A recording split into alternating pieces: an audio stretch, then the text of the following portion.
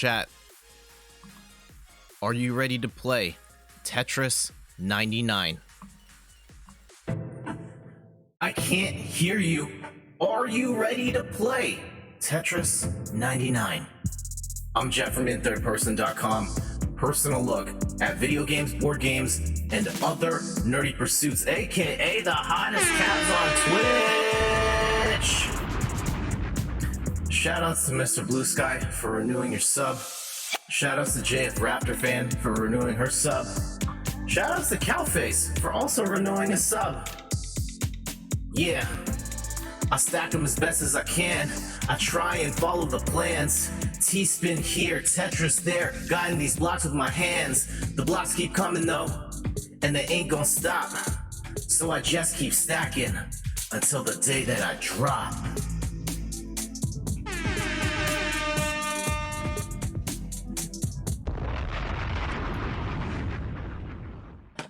MacGyverisms, what's up? And let me go flip the monitor here, and if you've never played on a Tetris 99 stream before, you're more than welcome to join me. The way it's going to work, I'm going to put a countdown in the chat. Don't follow the video, follow the chat, because the video and the chat are not in sync.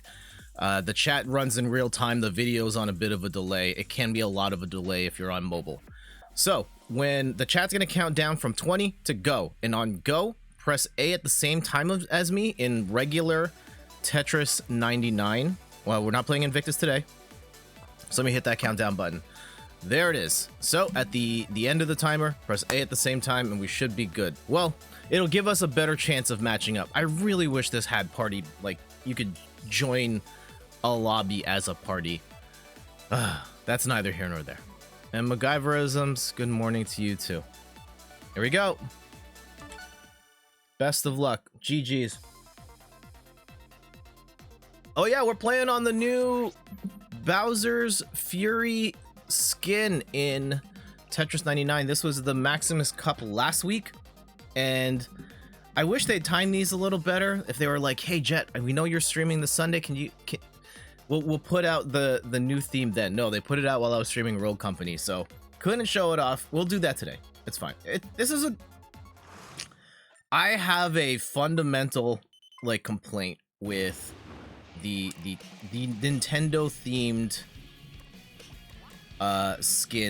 themes in skins always sounds like a weird, I don't know, I'm not comfortable with the term skins for like costumes or themes. I just feel like I think of just like if you take a human being and change their skin, of like taking off their skin and put so that always kind of themes, right? The Nintendo themes, I wish they had more going on in the background. It's just a static image. And if you see the other themes that are in the game, they have animations and stuff, and they're pretty neat. And I wish that the Nintendo ones did that. But this feels like a cheap win for Nintendo, where on one hand they put out a new theme. It's Nintendo based. That gets more people playing Tetris 99. It also acts as an ad for the new game. Oh, P.S. by the way, you should go buy Super Mario 3D World right now, right? And they probably don't. It's probably not worth it for Nintendo to put in the effort to make them animated, because the people that will come. But I wish they had gone the extra mile there. You know, it would look better. Overall experience would be better if they'd put in the effort to make those animated. Anyhow. What's going on with you guys these days? It's been, we streamed last on Wednesday, where we, speaking of, Randy and I beat Super Mario 3D World. That game is still fun. I don't know if I like it as much as I did back when I first played it, but it's still a pretty good, I think it's still a lot of fun.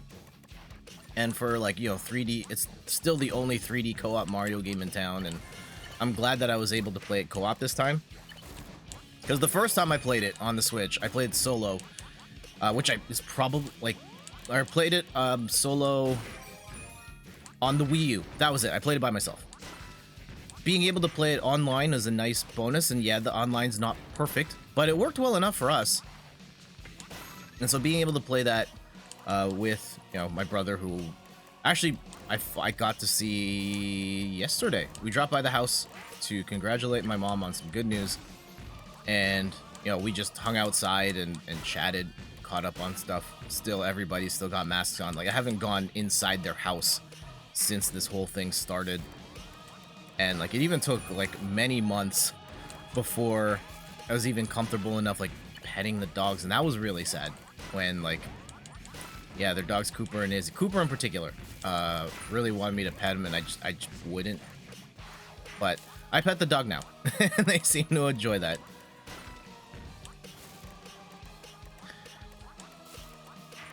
Other things going on in the world of games, we have this. Okay, I have a planned segment for the Stardew Valley board game, and that's going to be something. We played it. I will say it's fun. I do have my gripes with it, and some of it, you know, it remains to be seen if these criticisms hold up over more plays, because we only played it once. It is kind of a long game. I think it'll go faster now that we've gotten a hang of what the game wants us to do. But it's a lot up front. The gist of the game is very straightforward, but explaining the particulars of, like, all right, you can do 2 actions in one spot, or you can do an action, you can move to a place and then do another action. Like, that part's pretty simple. It's just that there's like a dozen different actions you can do, and having to explain how each one works at the beginning of the game if you've never played before, and especially if you're not familiar with Stardew Valley, like, it's quite the leap that you have to make up front.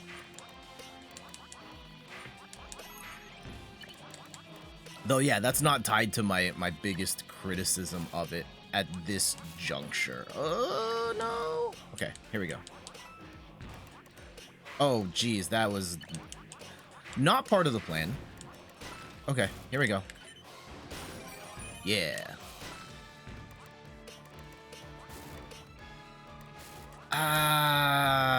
Not ideal. Uh-oh. Uh-oh. Uh-oh. Oh, no, no, no, no, no, no, no, no, no, no, no, no, no. That sucks.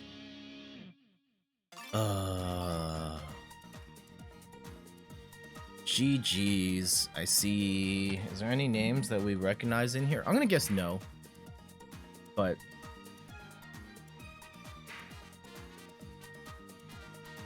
J Immaculate Gwen, Party, Haru. Okay. We'll let this ride out. We'll chat for a little bit while this finishes up. Also an opportunity to finish my coffee. So for you guys, what do you got going on? How's your weekend been? Yeah, so Steph and I saw family again, just hanging out outside. First time we've seen anybody in a while. Visited Steph's parents and oh, that's not good. Oh, come on. The jogging pants that I'm wearing right now, they're Twitch jogging pants, and there's a metal cap on the end of the drawstring, and I just happened to pull it out inverted. So this is gonna pop out at some point. That sucks.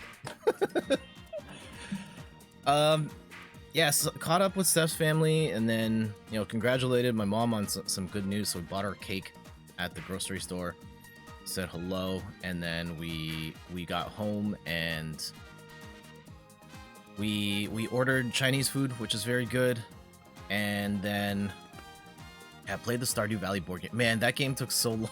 It took us a really long time to set. It's got like 500 pieces in it or something like that. It's a lot of pieces to pop out.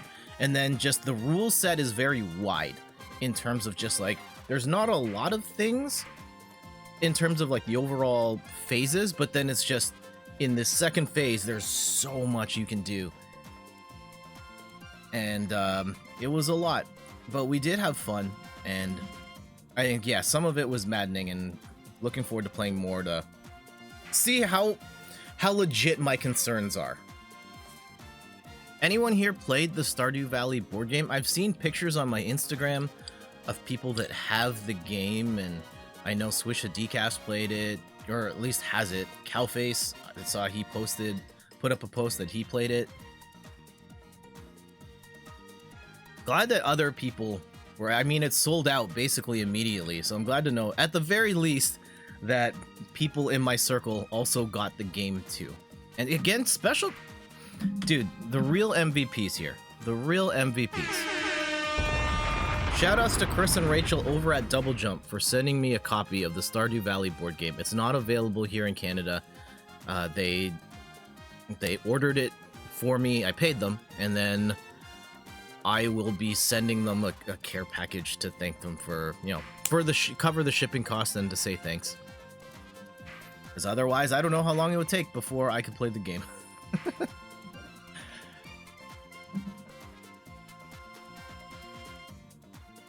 So yeah, we'll go a little deeper dive into the Stardew Valley board game once a couple more people, or like once the we get a little farther into the stream. Oh, okay, we're in top five. This should be done. All of the top 4. Okay, these 4 are still in pretty good shape. I know one of the boards you can't see because my face is covering it, but they're all in good shape. This may take a little more. One more. It's fine. Oh, that's not the button I wanted. I didn't real. Oh, I see what happened there. I see what happened there.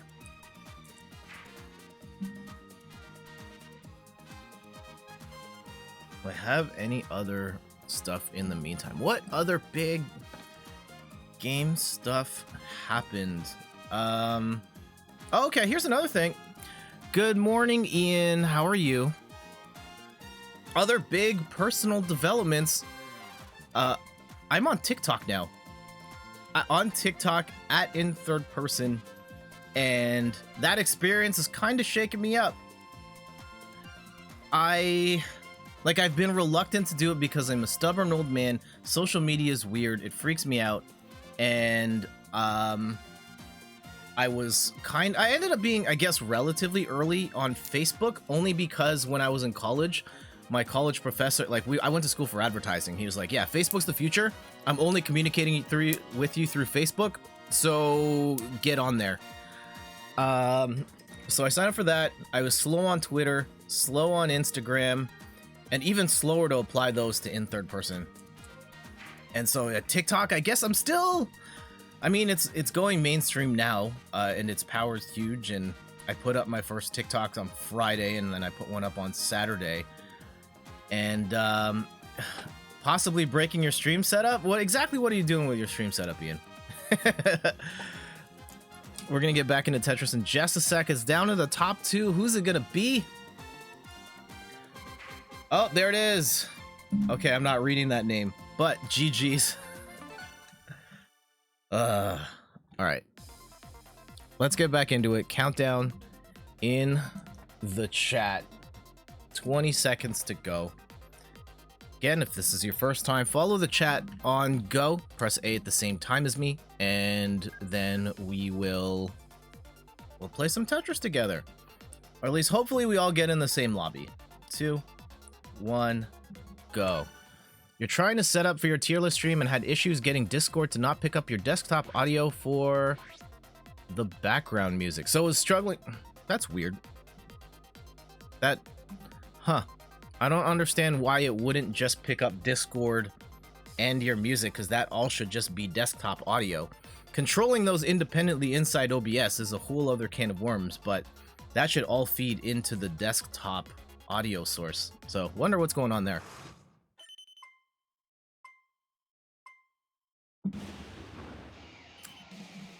Yeah, the second thing you said is the problem. Yeah, so it's not picking up both? Oh, I don't know, man. Because, yeah, it should all just feed it. In theory, at least the way it's set up on my end, it should all be desktop. In what way are you playing the music? Because there's this might. Discord's picking up the background music in addition to OBS. Oh, so like... like, okay, so are you screen sharing? Is that what's happening there?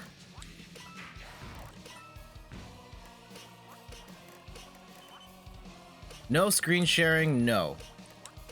Okay, what do you mean by Discord is picking up the background? So are you playing... That shouldn't pick up your background music. If it's only picking up... If your microphone is the only input, it shouldn't read your background music at all. Huh. Because if you were screen sharing, that's gonna be... Also, Ian, that might be... If you can work this, and this might crush your PC, but instead of having Dean and Matt look at the stream and then I mean, for a tier list, it's probably not so bad, but yeah, if it was something where they all have to look at the screen in real time, I would look at using OBS Virtual Cam, which is inside OBS, which broadcasts like your OBS feed, and then they can see it in real time.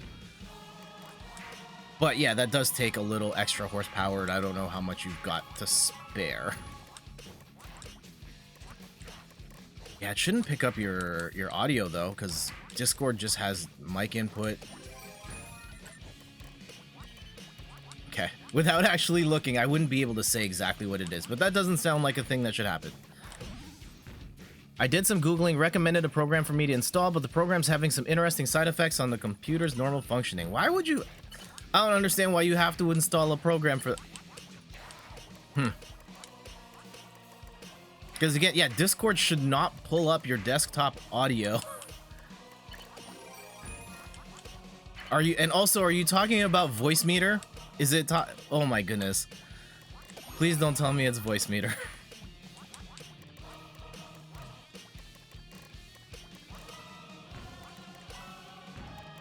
My gut says it's voice meter.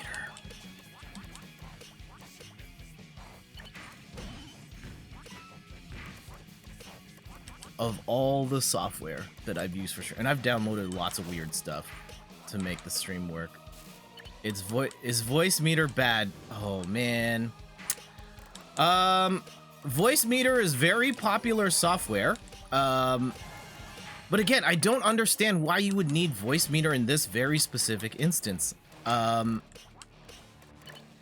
yeah, Discord shouldn't pull up your desktop audio at all. Good morning, Cowface. How you doing? And like, I've tried. Okay, I'll send you a link, Ian. After this match, I'll send you a link that might help. I've tried voice meter in the past, and it broke my computer so bad that I had to system restore it in order to be able to hear sound again. And I was just like, you know what? I'm never using this again. Unfortunately, it's basically if you need like audio routing on PC to that level, voice meter's like the only option. So I just don't. But again, I don't understand why. Okay, I think you might have to explain this to me a little. It messed up my sound. You're able to get around having voice meter boot on startup. Cool. Voice meter gives you a lot of control, but there's latency. There's a lot. There's a lot of issues I have with voice meter. Ugh.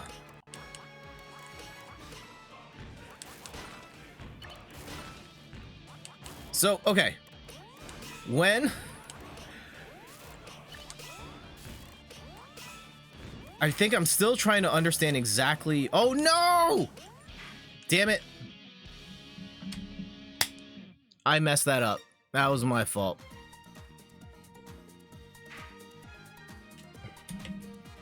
So, Ian, tell me what is it about... Here, let me go and read a little. Trying to set up...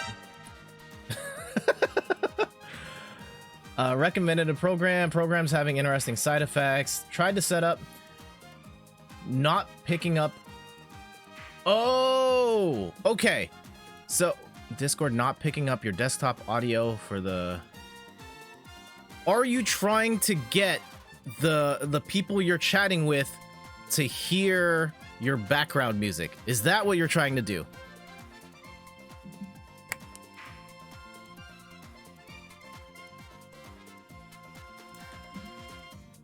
If there's a simpler solution to my Discord feed is picking up the desktop audio in addition to mic, then you're open to it. Yeah, what What is your input set to? Because it shouldn't pull up anything other than, it shouldn't pull up your desktop audio at all.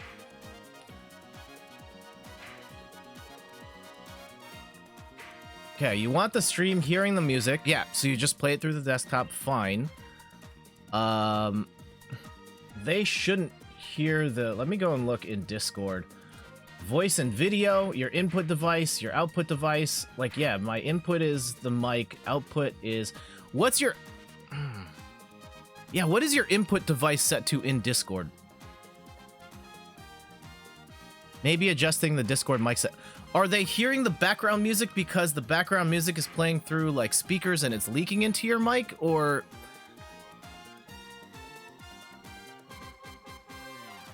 I don't know.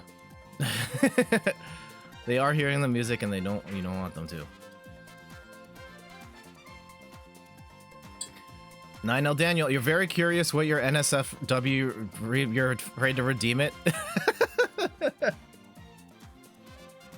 Also, good morning. And it's fine, dude. It's kind of a joke. But, yeah, feel free to do it. And you don't actually have to be 18 and up. But it's just a thing. So try it out. See what happens.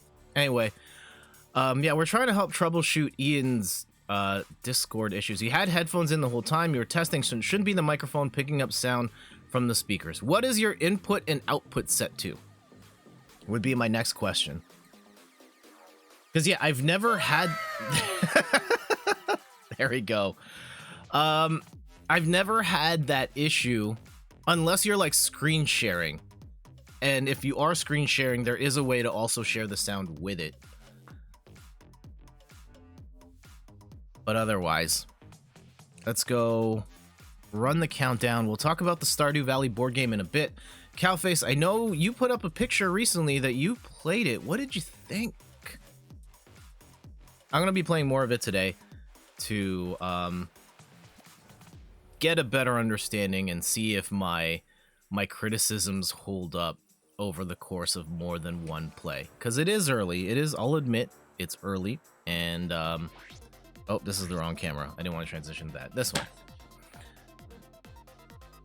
You have issues with your headset mic sometimes. It's the headset itself. Huh. Or the headset is pulling... Where the headset somehow triggers the USB adapter.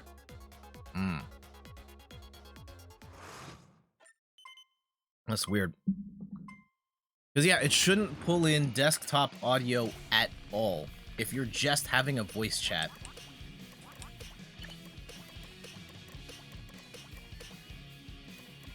Oh, I meant to... Okay.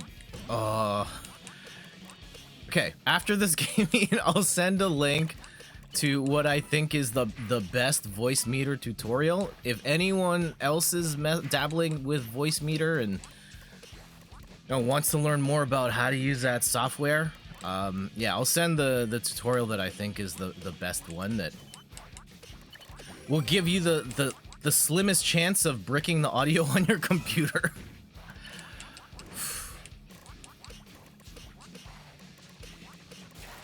If you've got I know a lot of people want the routing capability like voice meter.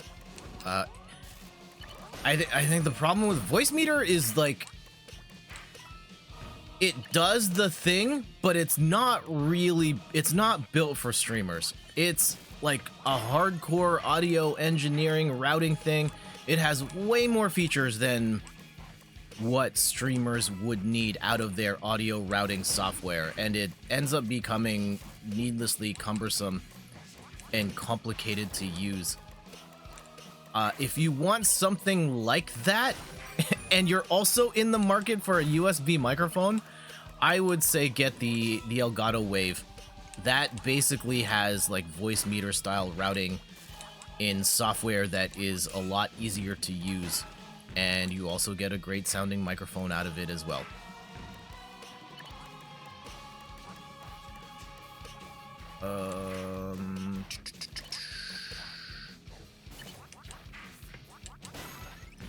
You had it set up to keep Discord audio and other PC audio separate before. for... Yeah, that's something I've looked into, because now that I'm streaming more PC games, I can't do the thing where, like, when I switch to my intermission screen, it just snaps into music, because it's still picking up the game sound behind it.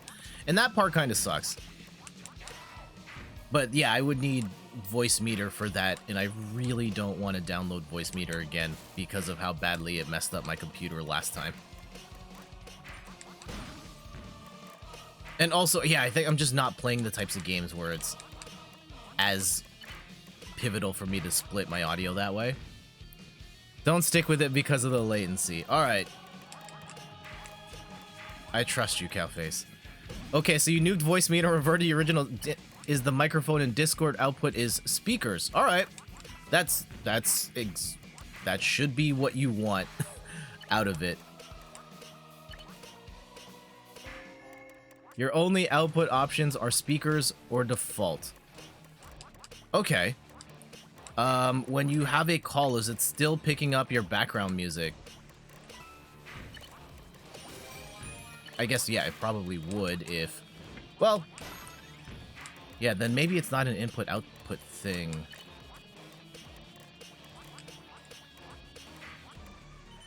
But now in OBS, you can see the music, in the case of your stream, being picked up by both desktop audio feed. Why do you have two desktop audio feeds?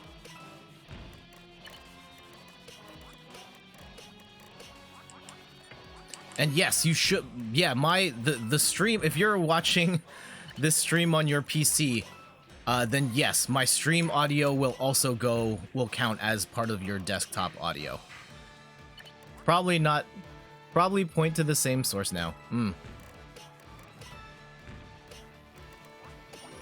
Oh, almost got the all clear.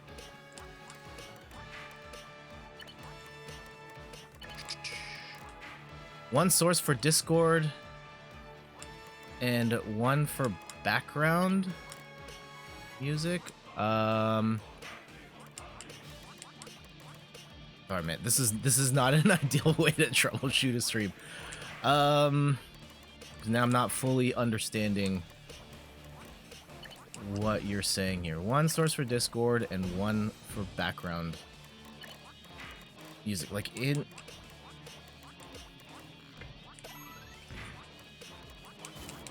Uh-oh.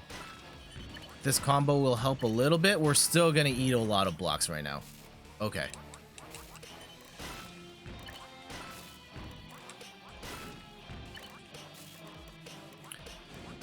Yeah, why would I still have no clue why you're people on your call. You were following a guide to set up Discord and background audio. Said audio devices may have been a bad guide. Yeah, why would you have... Okay. Because, yeah, it shouldn't impact... You should... On your Discord calls, no one should hear the audio from your PC at all. It should only pick up your mic, and that's it.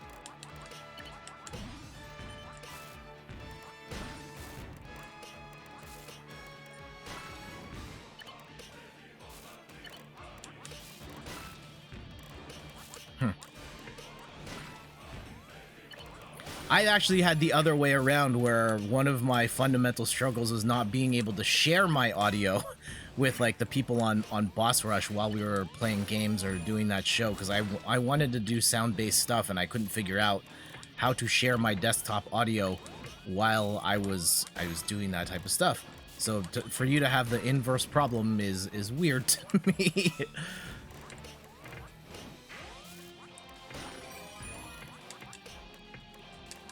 Come on, there. Man, my mind just... Oh man!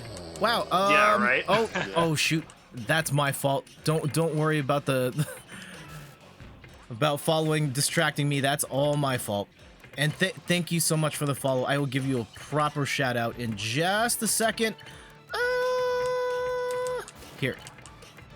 Okay. All right, we good. Ish. We're good-ish. Here. There.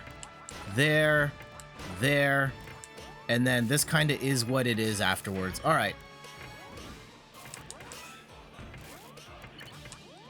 Ah, come on. I know we're dead. Okay. We got to almost top 10 this time. That's fine. And let me give a proper shout out to... Actually, we'll use this one. I haven't used this one in a while. Dilko, thank you so much for the follow. How you doing today? Again, thanks for the follow. Maybe you're fundamentally misunderstanding what you're seeing in OBS. Yeah, curious if your output through the headphones, but use the laptop mic if it still happens. You'll try and join the next game? All right, cool. Yeah, what are you seeing in OBS? Like, are they telling you that they're hearing your desktop sound, or are they... You could call me, and I can see if it's happening on my end. Or like if I'm hearing your background... Double Jump, thank you so much for renewing your sub. 25-month streak. Chris and Rachel, thank you. And again, we'll take them. Okay, after the game, I think we have to have a chat. We have to have a chat. TT, the GG's, and let's go scroll down. See who else was in here. Shout yourself out if you were in. Where did you place? Hopefully better than me.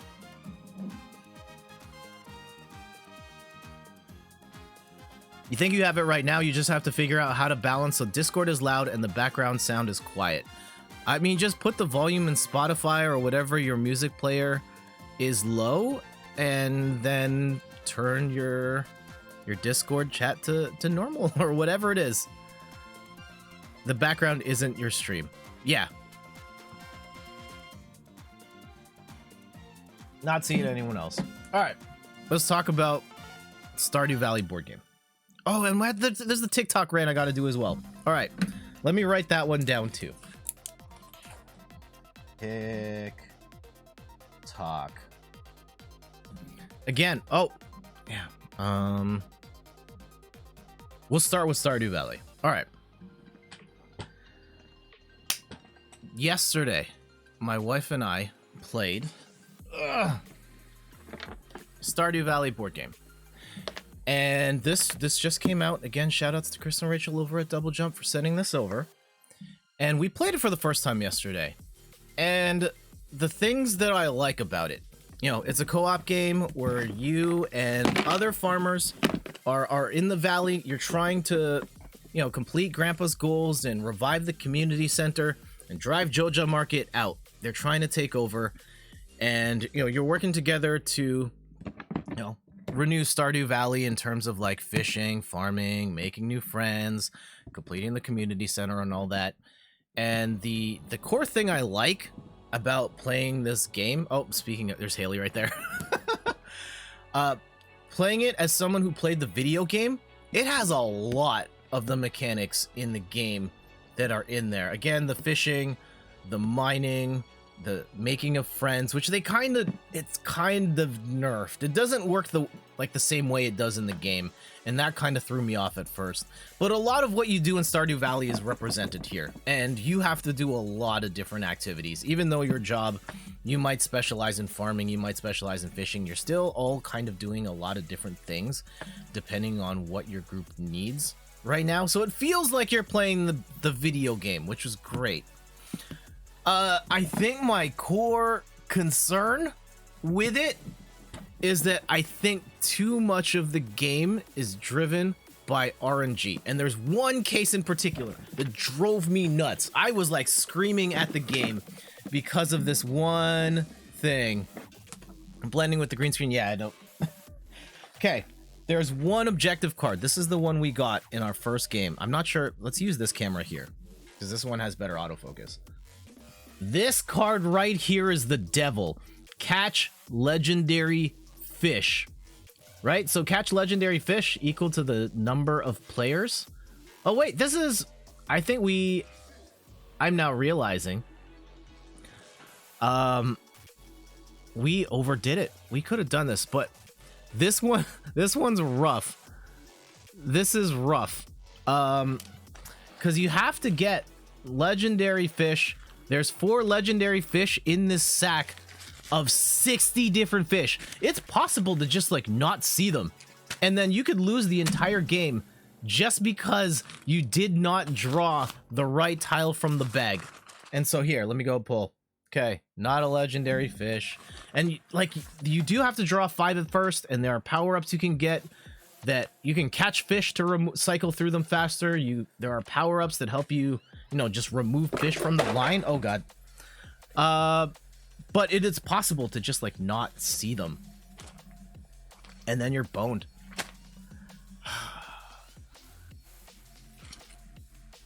That one's Chris, you got 2. There's a lot of moving pieces and it does feel like winning is impossible. Also, I dropped a bunch of stuff. I'm gonna have to, give me a second. I spilled a bunch of the pieces of the game out.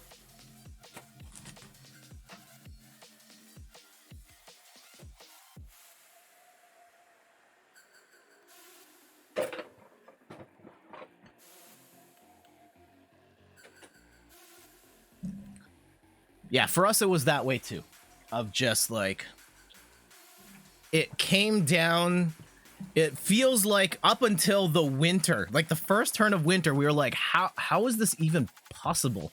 And then we got to, the winter, and then it was like, oh, okay, now it's just, it's just a matter of RNG, of like, we just need to draw the fish. And if we draw the fish, we win. If we don't draw the fish, we lose. But what if you want to join Jojo Mart and modernize the valley? No, you don't do that. We won, but it was super close and would have been very disappointing if we lost. Yeah, same for us. We barely won. And it was just because we had Alex and Gus, and Alex gives you a free fish and Gus can mimic one of the other villagers. So we had him draw another fish for us and it happened to be the fish. And then we were able to catch it in time. Our saving grace that you chose fisherman profession. You upgraded your tools a lot, so you're able to reroll the dice to fish and get the power up to choose which fish to remove from the stack. Yeah, that helped a lot.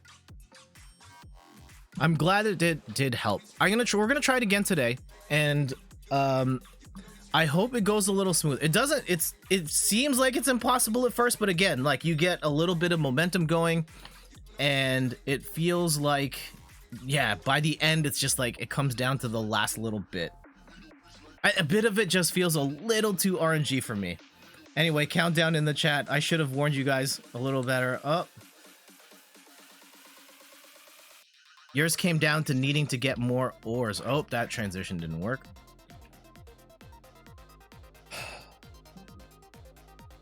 It was close. I will say it's fun.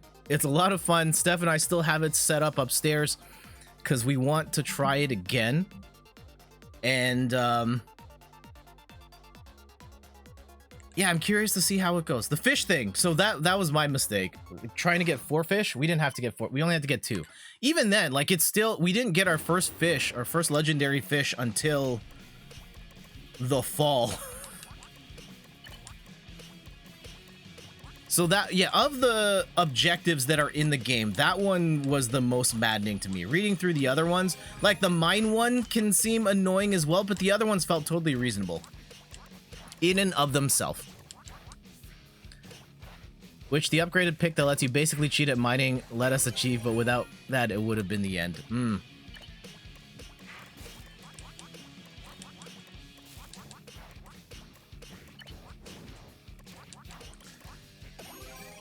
We messed up on friending the villagers. We misunderstood the rule, didn't realize until halfway through the game. Is it the fact that you can only gift, like, when you meet? Because I think I almost... One of the things about the Stardew Valley board game, and for anyone that hasn't played it, you go to, like, you go to Gus's place and you can meet a villager, at which point you can give them a gift, and if you give them a gift that they like, you can become friends. They give you a heart. The thing is, you don't, for the most part, you're not giving the same person gifts over and over again. Like, you can give them a gift the one time you meet them, and that's it. So like I thought it was going to be like the relationship mechanic of like you can give them multiple gifts, and that's not how the board game works. In a way, it was kind of disappointing, but I get it. I get why the board game did it the way it does. You just have to describe it to another person to realize. Thanks for walking you through it. Just had to describe it to another person to realize you're being a doofus. Oh, you're not a doofus, Ian. Streaming is hard. Also, don't... Oh, I have to send you the voice meter thing. Okay, for anyone that's interested in using voice meter, maybe you have a very specific problem that needs it to be solved. I will post... Remind me, please, in like 5 minutes, I will post the link to the good voice meter tutorial. We need to upgrade all the tools and donate ores. Jeez. Yeah, that's a lot.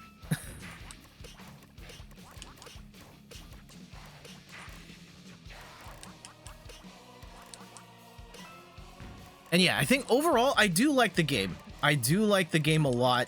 It feels a lot like playing Stardew Valley and captures a lot of what makes Stardew Valley fun.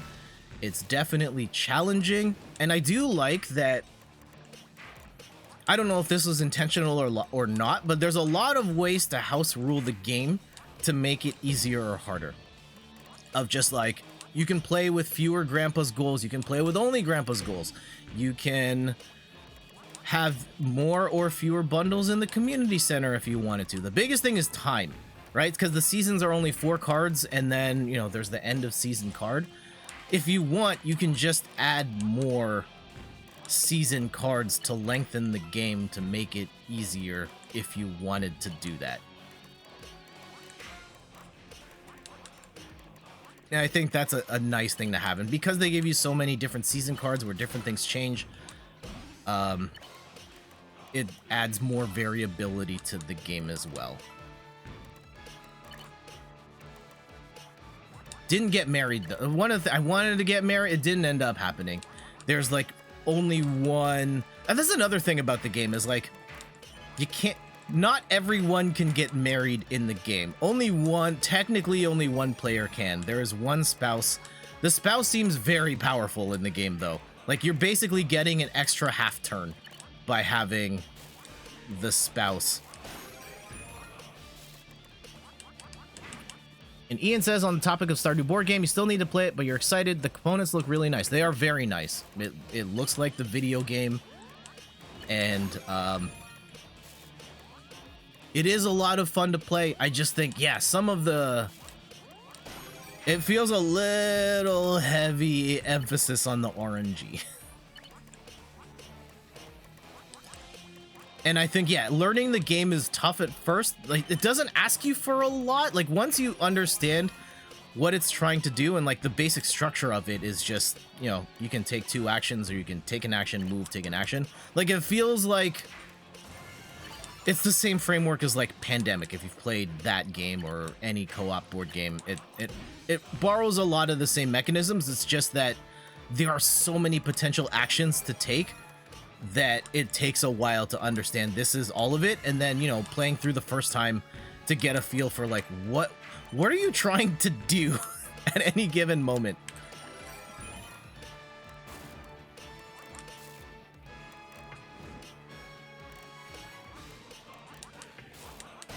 Almost top 10. It's a hefty game. Oh, for sure. And it can run like I want to try it again because like it took Steph and I hours, but that was also including, you know, popping out all the pieces and reading the rules, and I think now we could probably play it faster. Now that we know what we're doing, I think we can do it in like an hour to an hour and a half. Maybe even less, but hour to hour and a half seems like the right amount for that game. Well, like for 2 players, I would imagine, because it does say it's like 40 minutes per player, and I can see how for like 4 players it would get longer, because then you're sitting there. Oh no, we're dead. Everybody's strategizing, and then you're sitting through everybody's turns, and damn.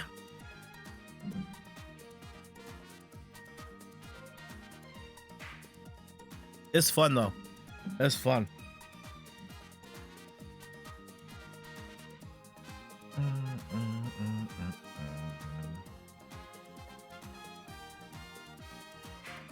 Yeah, so pretty. I think I want to try. Speaking of video games based on board games, and we're gonna come back to. Actually, let's finish. 9L Daniel got it. GG's. If it wasn't me, I'm glad it's someone here that got it. Can we take a second for video game board game talk? Let me pull up a browser window here.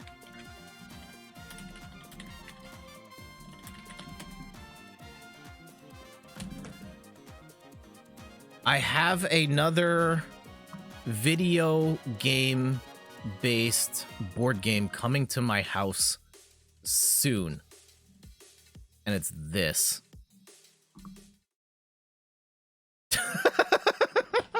I didn't realize I didn't. Man, that was. I'm great at streaming, guys. I'm great at streaming. Oh no, it's this.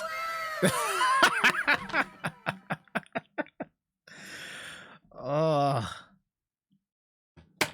You feel like the board game will have the same problem as the video game for you? What issue did you have with the Stardew Valley video game?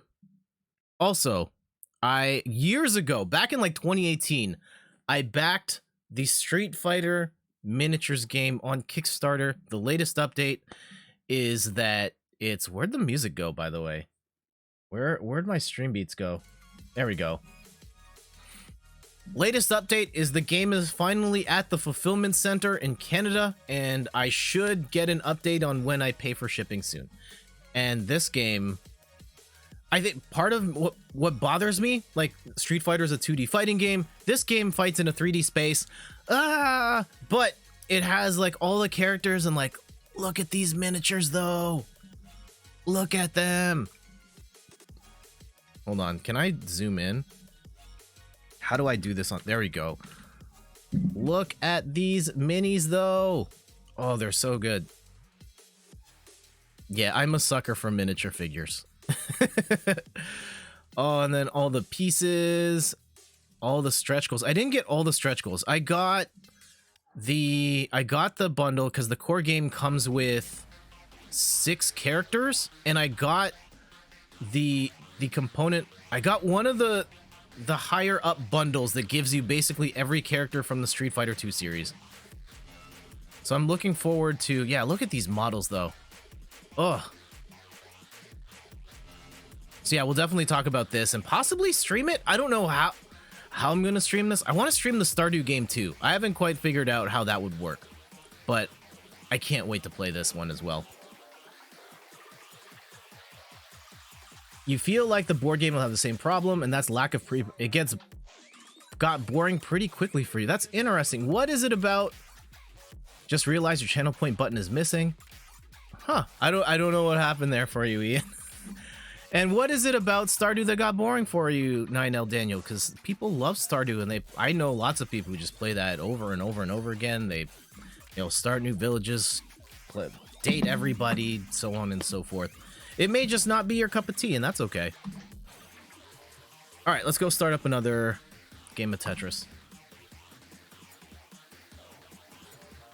And yeah, the figures come fully painted, and they're bigger than amiibos too. Here, oh geez, I have to back out. Oh god, 10 seconds for me. Oh, can I get there in time? Can I get back in time? Yeah, we're good. We're good. 1, go. That you have so much money. Okay, so you're saying like at a certain point you have all the money and you can do all the things. It feels pointless to try and get more. Okay. Fair enough. But I mean, at that point, how you've probably played for, a couple dozen hours at that. I mean, I don't know how long it takes you to get to a point where you've got, game-breaking money, but if you had fun along the way and, got dozens of hours out of it, then like, I would think you probably got your money's worth. How important is it to you, 9L Daniel, that, I mean, replay value is such a subjective thing too. because like certain games I don't necessarily need it to be replayable. I think, you know, Sayonara Wild Hearts is basically the same game all the way through, and you can beat it in an hour, and I love that game, and I don't want it to have more replay value. I get the replayability issue. It's one, you experience the most farming sims. After year one, there's essentially nothing new to engage with. Just repeat the core loop. Okay.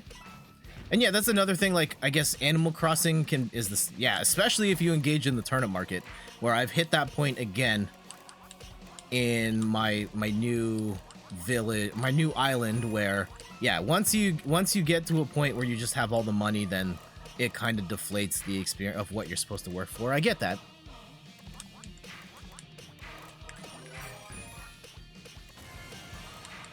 I mean, that's kind of a challenge in, like, any sim, right? Oh, okay, maybe not all sims, but...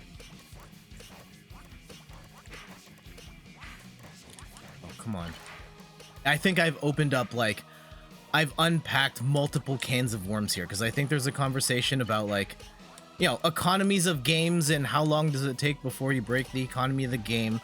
There's a bigger discussion about replay value in general in there, and it's a lot. Not all sims. Ugh. At that point, only completionists, achievement hunters keep playing. Yeah. I don't know. I think it, like, if it's designed well enough, I feel like if you had your fun until the game broke, quote unquote broke, then like I that's fine. Like, I don't necessarily need a game to work, you know, not work forever per se, but like, yeah, if you've gotten to the point where you're like game breaking good, then as long as it didn't take you like 10 minutes to get to that point. If it took like a long time and now you're at the point like, yeah, you win, great. Stardew does kind of have an end game after what, year 2? I think that's it.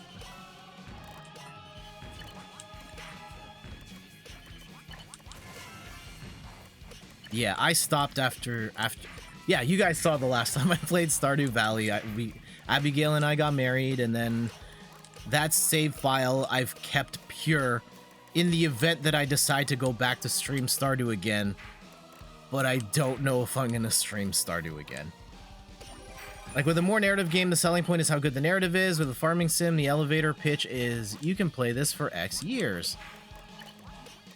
Yeah, I mean, you could play Stardew forever, and, you know, you'd still have fun by, you know, going as far as you can in the mines, or growing even more money, or getting to know everybody and marry everybody, and just get, you know, married and divorced over and over again. And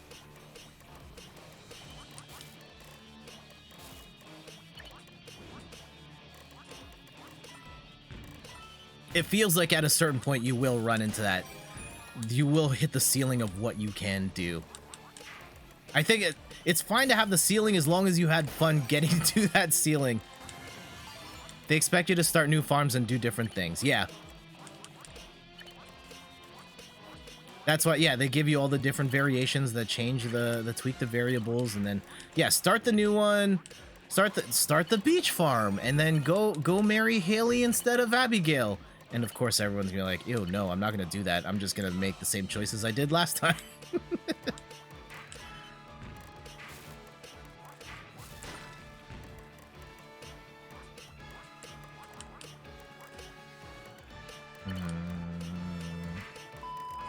I've been thinking about that, like playing Mass Effect again, and just like romance options. I probably should pick different characters. I could totally see myself playing the Mass Effect trilogy again and just making the exact same choice. Also, doesn't necessarily have to be a satisfying conclusion. Finishing the game is, I'm bored with this, rather than you reached a meaningful stopping point. Yeah. I do feel like there are those who push themselves too hard to get to a certain conclusion that isn't necessarily one they're happy to attain. Like, some people are like, once I start a game, I have to get to the ending of the game. And you know, if that's what you enjoy, by all means, and go for it. But I think there's nothing wrong with walking away from a game because you don't like the game. End of year 2, you get judged and scored. Yeah, that's kind of where the game like draws the line of like, all right, yeah, now go reset, try again, if you want. If you want to stick here, sure, but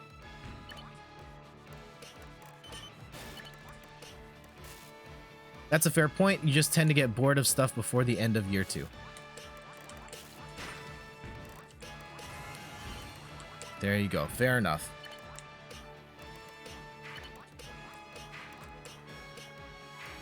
I don't know. It feels like at a certain point it's going to loop on itself, and that's true for basically every farming sim you've played. Yeah. It's a tough nut to crack of like at a certain point you're gonna hit the wall of like you've done everything there is to do. And I don't know if that's necessarily bad, because at a certain point like you've done everything, right?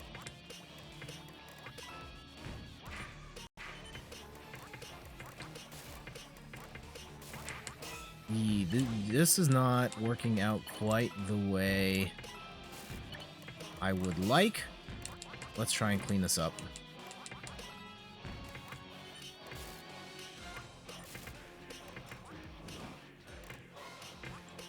Ooh, okay. There. Got it. All right, here we go. We'll set that up for T-spin, put that there. Throw that down for a Tetris. T-spin there. Nice. Top 10. Let's get it.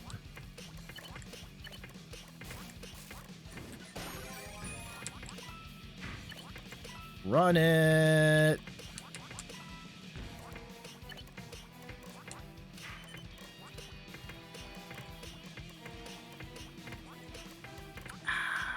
Not sure if I wanted... That was the right thing to do there. Oh, yikes. Uh-oh. I have a feeling this is not going to end well for us. Okay, we can hang on just a little longer. Yep. There. Okay.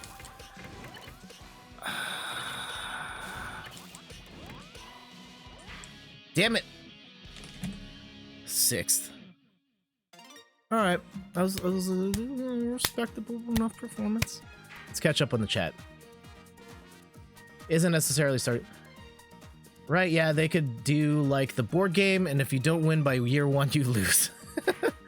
You'd consider Rune Factory to be a potential exception, but Rune Factory 4 on 3DS was buggy, and you're too old now to play 5.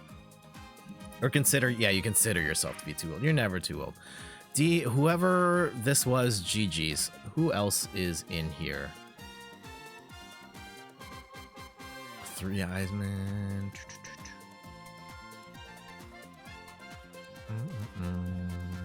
Shout yourself out in case I miss you. Alright. Cool. Back it out.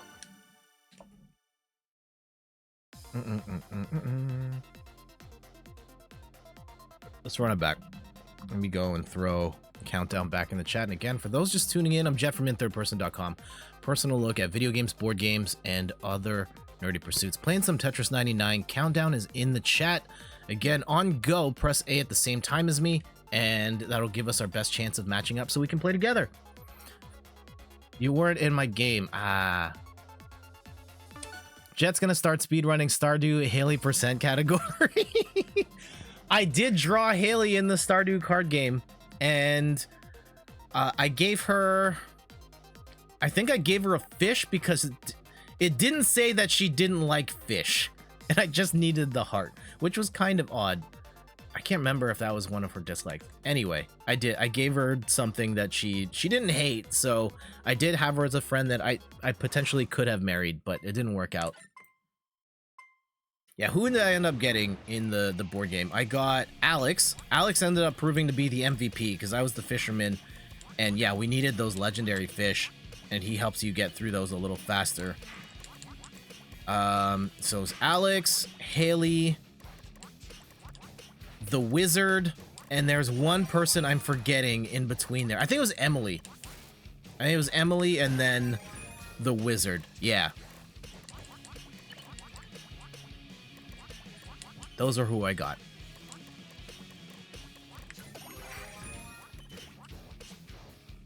Da, da, da, da, da.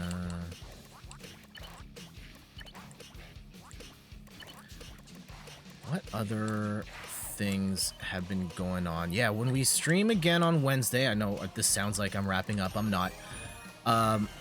This Wednesday, I'm most likely playing Ghost of Tsushima, and this is gonna be a little weird. I like to start these sort of campaign story-based games at the beginning so we can, you know, experience this together. We're gonna be starting where I left off, like playing offline, which is about a third of the way through the game. And I mean, it was a fantastic game. It just kind of fell out of my rotation. This is an opportunity to, one, share a fantastic game with you guys. Also, it's an opportunity for me to, you know, justify going back to the game because it just fell out of my rotation really hard and I haven't been able to play it.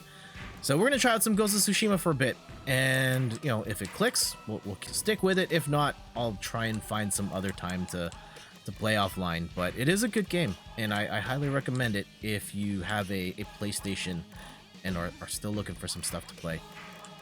And if you've got it on... Oh, this is going to be a flat. If you've got it on the PlayStation 5... Well, if you've got Ghost of Tsushima and you have a PlayStation 5, the game runs at 60 FPS and it looks fantastic. I know that if you're playing on a standard PS4, it runs at 30, and then... I can't remember what it runs at on the PS4 Pro, but it's not a steady 60. For anyone that's like, you know, super into frame rates, I am more sensitive to that stuff because I've been playing fighting games for forever, and fighting games have always been 60. But I know there are a lot of people that are like, I can't even tell the difference, and hey, that's okay too.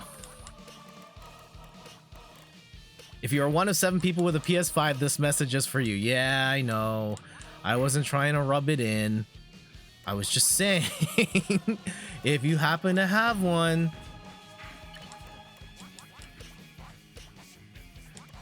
Side note, for all my American friends, this might be an overly personal question here, so feel free to not answer. Did you guys get a gift from Joe by chance over the weekend in your a bank account? And if I've been rooting for you guys to get something. Blank Zero, whoa, this is some weird Tetris. Oh wait, yeah, it's actually Tetris. Blank Zero, welcome back. You haven't checked actually? Oh man, if you... Hopefully you guys secure the bag on that. And Double Jump says no. Well, I hope Joe comes through in the clutch. I mean, jeez, it's been a long time coming. I hope that, you know, you guys all get it, all of the qualify get it, and you're able to, you know, put it to good use for whatever that might be. You still need to process the paperwork for your normal gift from the government. Okay. They give back all the money you couldn't afford to pay them in the first place. Oh. Yeah, Steph and I have to do our taxes soon too. I think the circumstances this year... I shouldn't be talking about my tax stuff. But yeah, we have taxes to do still. Let's leave it at that. Hyperbole. Des and I are fine. Okay. I'm glad to hear that you're okay. And what would I do with an extra 1,400 bucks? I don't think I mean, I don't want to just like pay debt. That'd be kind of lame. I also don't necessarily want to splurge, like I can't go on vacation or anything like that. I guess I could just, you know, save it for like groceries and stuff. Yeah, what would I do with an extra 1,400 bucks? It's weird, that question of like, man, if I... Back in the day, maybe I'm dating myself here. The whole idea of like, man, if you had $1 million, you're rich. You can retire and you don't have to work again for the rest of your life. And now, you know, between inflation and growing up and, you know, yeah, I think inflation in particular, like $1 million, while fantastic, it's not necessarily the be-all end-all goal at this point. Like you can't even buy a house in like an average price house in Toronto for $1 million at this point. Like million's a great amount of money to have, but it's not the definitive like, oh yeah, I'm just gonna sit on this for the rest of my life in the same way that maybe it once was.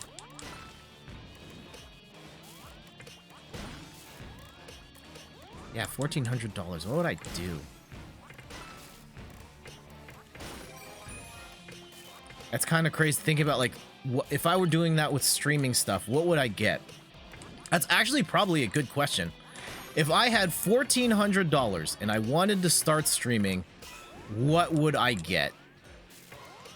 I guess there's probably two different routes there, like $1,400 and I already have a PC, and $1,400 and I don't have a PC that can stream. Uh-oh, top 10. This is not looking good. Okay, here we go. Here we go. Here we go. Here we go. There.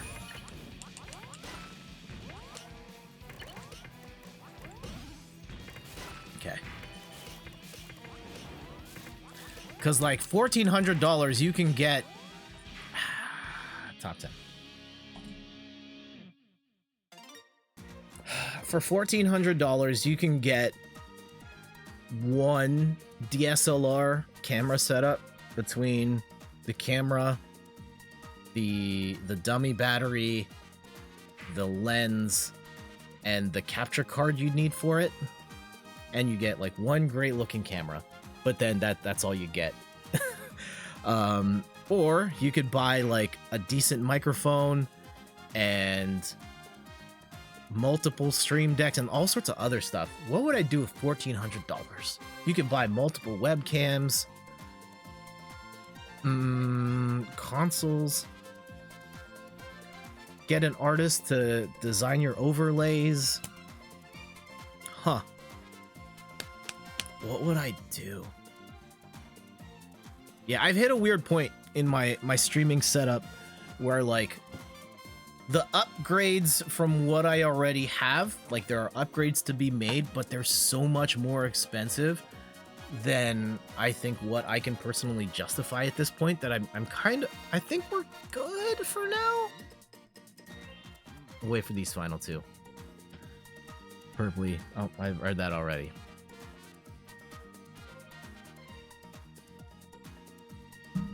If I was starting over again, Pro AV equipment gets expensive fast. Yep. Just the microphone I would probably want after this one is, let me go and pull that up here. I already know what the microphone I would probably want after this. Here, am I logged in? Let me log out so you're not seeing any sort of sensitive information here. Oh, what is happening? Here we go. Sign out. You have to head out. Have a good rest of the day. Thank you for dropping by, Chris and or Rachel. Enjoy the rest of your day. And if you're Rachel, I'll see you in not Scrabble. I keep saying Scrabble, in Yahtzee. Also, Steph is a menace who needs to be stopped. Is it this? No. Is it? Oh, okay, here we go. This is the mic I would get next. God, that was a tough finale. And did you get it? Did you get it? Hold on, I can't see the thing. Yeah, you got it. GG's. Congrats, man. She really is. LOL, enjoy. All right, gonna guess that was Rachel. Oh, yeah, Steph has kicked both of our butts in the games we've played. And she stole that last one with a Yahtzee on her very last turn. Ugh.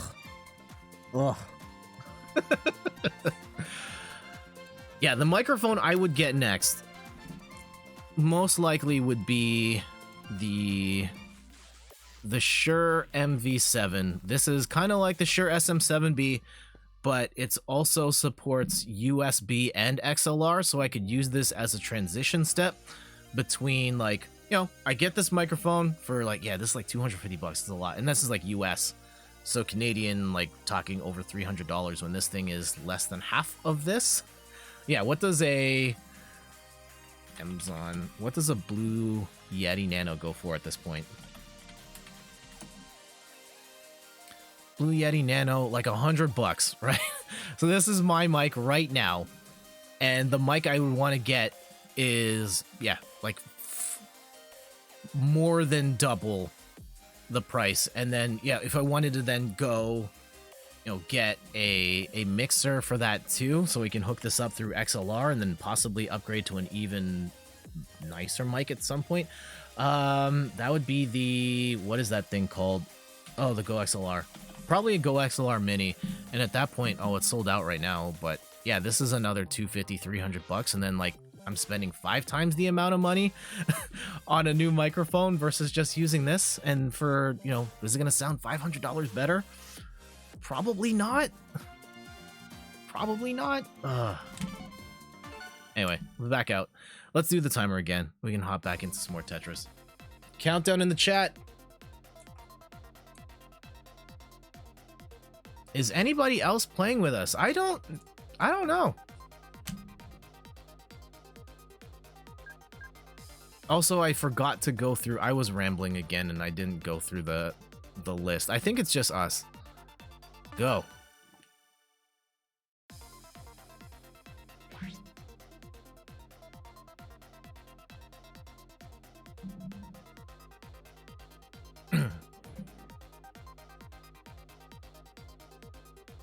Another, what does sounding $500 better even sound like?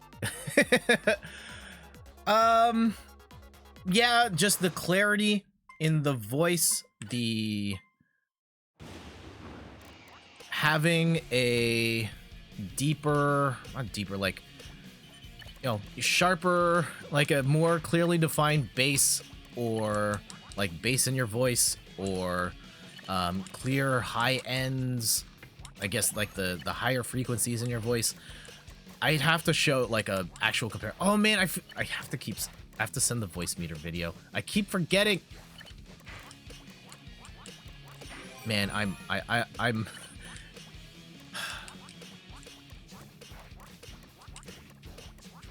blame my mind, not my heart. Also, I am streaming here. We'll get it. Okay. Note to self, voice meter tutorial video for anyone that's interested. So yeah, the upgrades I would want to make are now in the magnitude of like $1,000 a piece, and like I can't justify it. I don't. I do not make enough money from this hobby to justify spending that much more. I think I've got more than enough at this point, based on where the stream is at. So it's on me to grow it and get this thing to a point where I can justify making those types of purchases, and we'll get there, hopefully. If not, that's okay. Uh-oh. Oh, is that? Oh no, I thought I heard like the stream beats going in the back, and then realized that shouldn't happen here at all. Anyhow.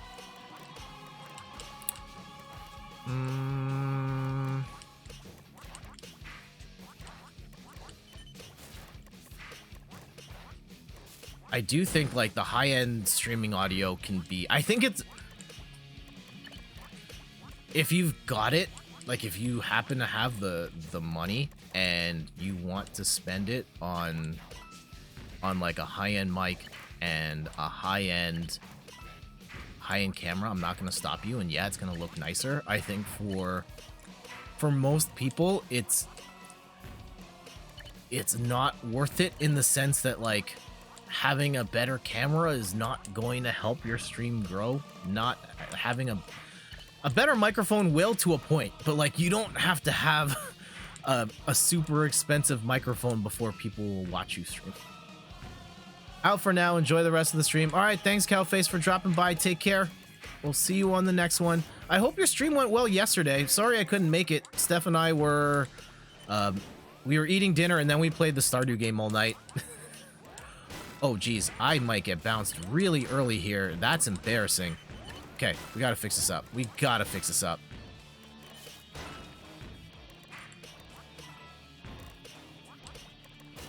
And yeah, there's a new Overwatch event happening, right? The Pachi, is it Pachimaru?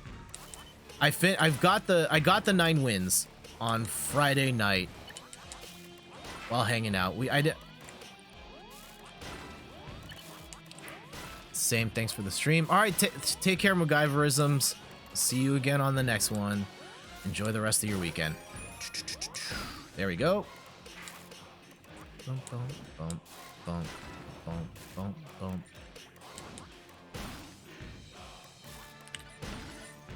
Uh-oh.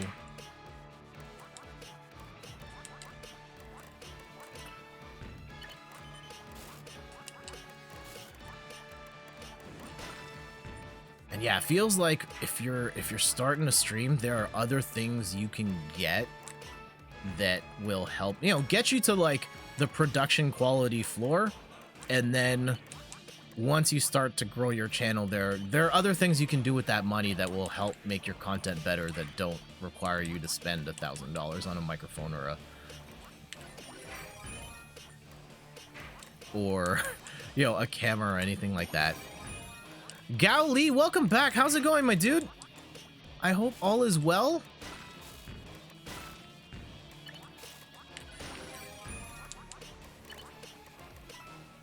You should spend $1,000 on a microphone? No, you shouldn't. And it's funny, like I have to think about this all the time of like, I want to spend more, get this better gear, but like a lot of people don't. You can watch a lot. I know a lot. If you're looking at like Twitch partner streamers, a lot of them have the Shure SM7B, but like a lot of them don't. A lot of them are just using Blue Yetis or Elgato Waves, and those are like $200 microphones at most. It's not about the mic, man. It's not about the DSLR camera either. Lots of people get partner status and above using, you know, same stuff everybody else is. Also, same on your sound equipment. Don't spend $1,000, spend $2,000. Hey, player to start.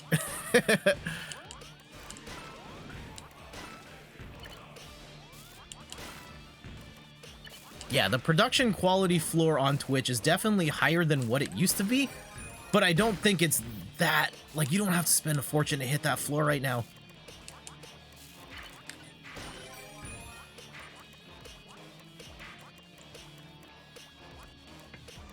Just don't, I mean, in the earliest days of Twitch, you didn't even need a webcam, like a camera at all, and you could still get thousands of viewers. At this point, that's it's a lot. It's way hard to do that now. People want to see your face and react and, you know, connect with people, and cameras help you do that. You don't need a great camera, you just need a camera. I think, yeah, if you've got a webcam and you've got a USB mic that is roughly on the level of, say, like a Blue Snowball, like, yeah, you're good. There we go. Get that T-spin double. You think amateurish setups have a certain charm to them? Yeah, to a point, yeah. I think it depends. I think there are a lot of amateur setups I don't like, but that is not so much a matter of the equipment and more the way that they've laid things out. I think for me, I'm maybe more picky about overlays than most. I think generally speaking, streamers do too much with their overlays. They have too much stuff on the screen at once. Uh-oh. This is falling apart for us real fast.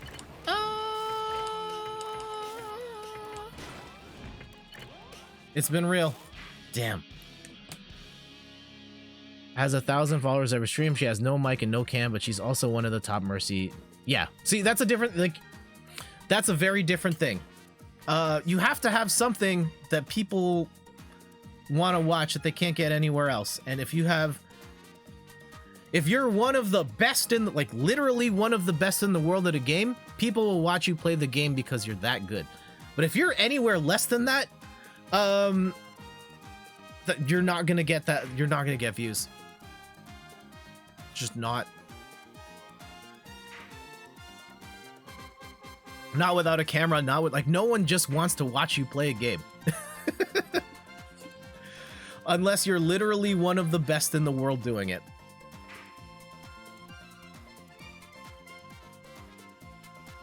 Yeah, because for that one Mercy player, we can go to Overwatch on Twitch right now, sort from low to high, and see how many of those people with no camera, no microphone have, you know, anything higher than 1.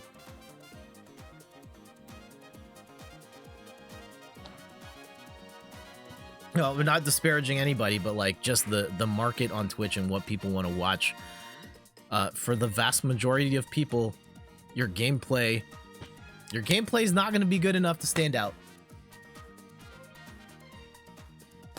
Mine isn't. I know this for a fact. 2 more people to go. 2 more people to go. Yeah, we were talking about some other stuff. Oh, the TikTok rant. Okay. Here, after this, let me set up on my end. There's 2 more people left. I'm guessing 9L Daniel is one of them. Let me pull up a browser here. Almost typed in a...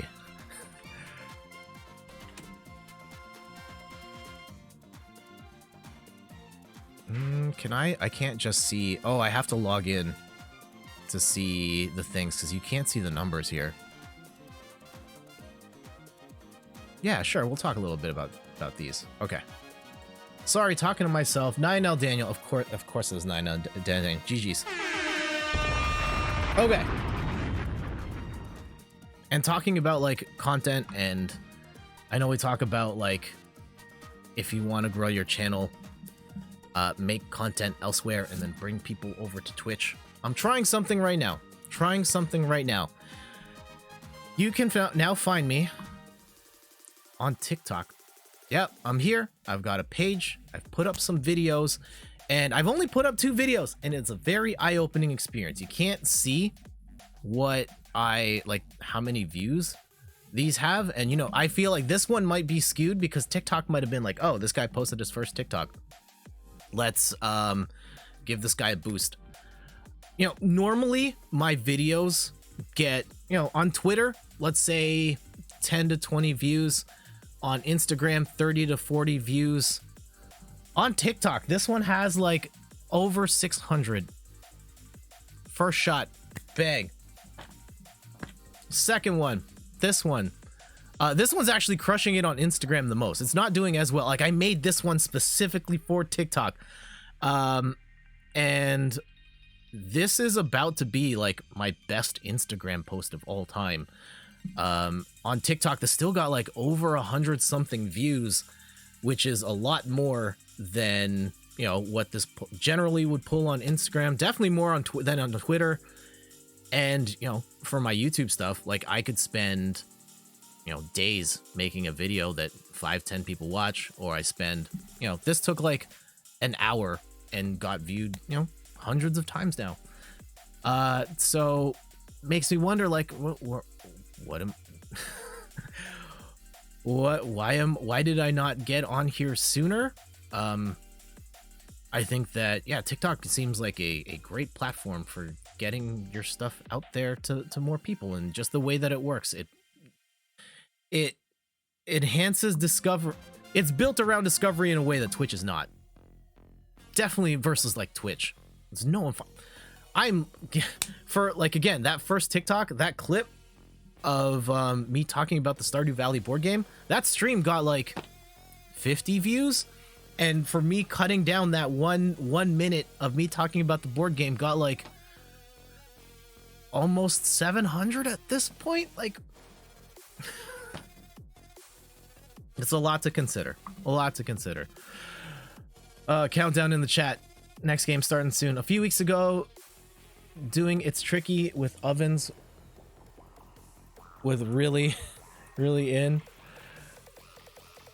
And are you singing sea shanties? No, I'm not. Oh, hold on. Wait. No. Scrap the countdown. Scrap the countdown. Abort. Stop. I wasn't ready. Let's try this again. Countdown in the chat.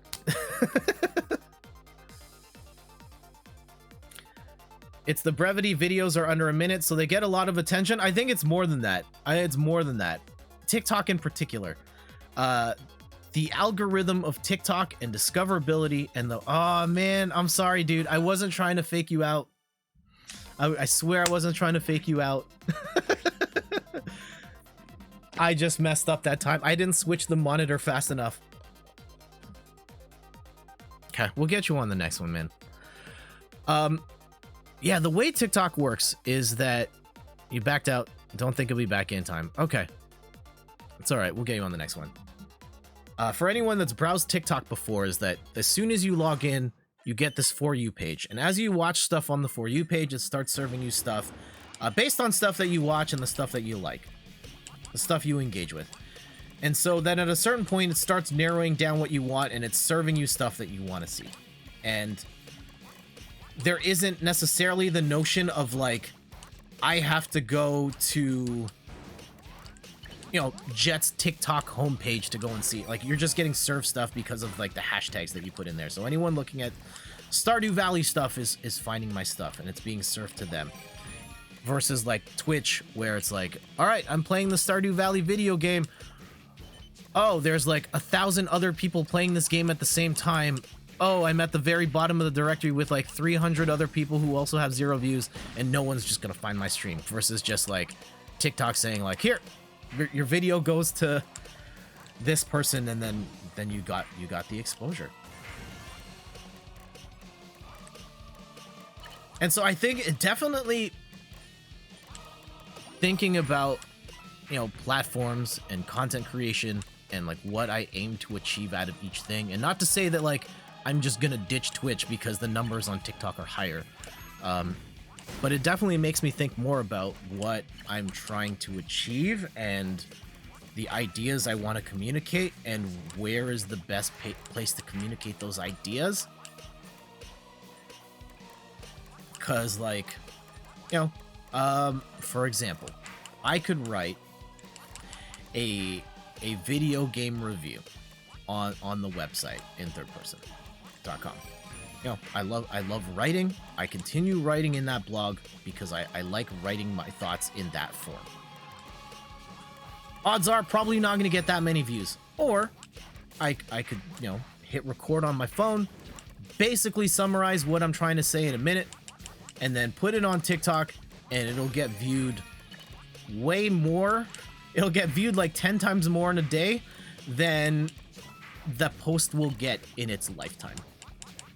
And it makes you think like, do I really want to spend the time writing the post if I can communicate that idea to more people in a much faster period of time by just doing it this way instead? You're not getting a lot of views because you're not singing sea shanties. No, I'm not saying that. I'm not complaining about TikTok. TikTok's like done wonders for me already. Unless you're saying I'm not singing sea shanties on WordPress, and that's why my WordPress. But again, like the blog is doing better than it's ever been. Like the traffic it is projected to get this year is like alone is almost more than like almost every other year of In Third Person put together, which is mind-boggling. But it's almost entirely because of the streaming guides I wrote. It has like nothing to do with my game content. Like the game content is not it doesn't hit anywhere near close the same way the streaming stuff does.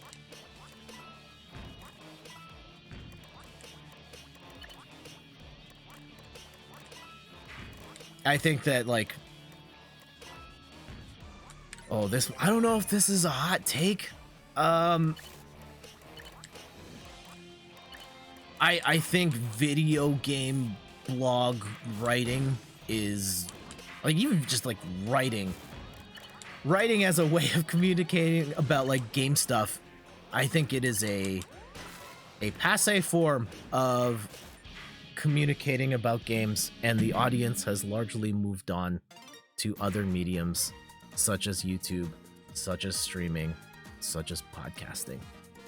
The ceiling for writing about video games right now is so much lower than any other, like pretty much any other, I guess, like writing in a magazine, but like, yeah, writing for games, the ceiling is just incredibly low. Unless you're writing like game guides, where I think you can find a niche there. Sounds like people are coming to your blog to look up solutions for tech problems they ran into them. Yep, that's exactly it. And then, yeah, it's streaming advice, and then like fighting game advice. I wrote I was been like writing an ongoing guide about fighting games, the universal fighting game guide, of just like, here are strategies and concepts that you can apply to any fighting game. Like, that stuff does great on the blog, but like no one goes to my site to read my thoughts on Tetris 99 or my opinion. Like, this is why I think High Res Studios is great. Like, opinion editorial stuff, like, no, it doesn't hit, because they're like, that market's market saturated. You're up against like the GameSpots and the IGNs, bloggers, people on Twitter, and then a lot of the gaming related content is just consumed in video form because you're also showing the game with it. So YouTube, streaming, podcasting, where people have extended conversations, like, that's kind of where the audience for gaming related content went. The only people reading my blog for the gaming stuff are just other writers, and that audience is, relative to the rest of the universe, very small. Awesome, but small. The only real way to get attention on a blog is to cover super niche stuff that no other site is digging into, and do it first. Yeah, basically it.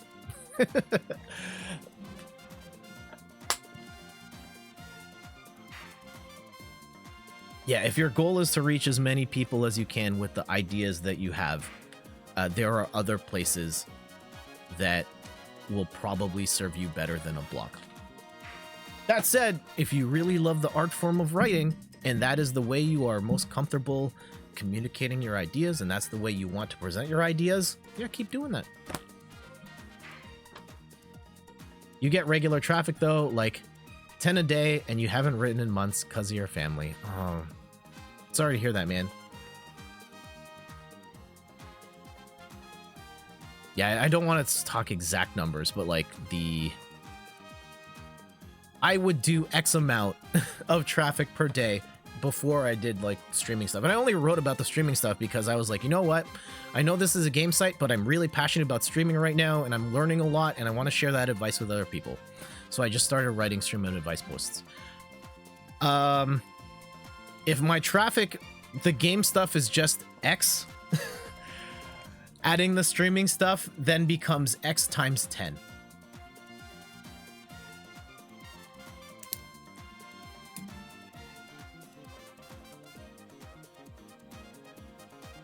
Let's see if who takes this. I don't think, yeah, Daniel Ninel's on the other one, so it's not going to be him.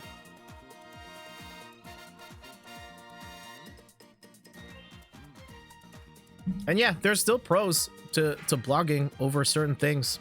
Like, when you make a blog post, that blog, GG's, let's see if there's anyone else here we recognize. That blog post can take off later. It can get searched by Google, and people can find it that way. Unlike Twitch, like the biggest, I guess there's two big problems with Twitch as a content creation platform. Oh, there's three problems with Twitch. Blazing Blue Fire, welcome back. How are you doing? Also, Blazing Blue Fire, we talked about it earlier. I know you're a fan of Stardew Valley, and we were talking about this earlier. Oh, we were talking about this, the Stardew Valley board game. I have to close this up. I've been playing it. You can get married to Sebastian in the board game if you want. It's very hard, though. No star players in my lobby.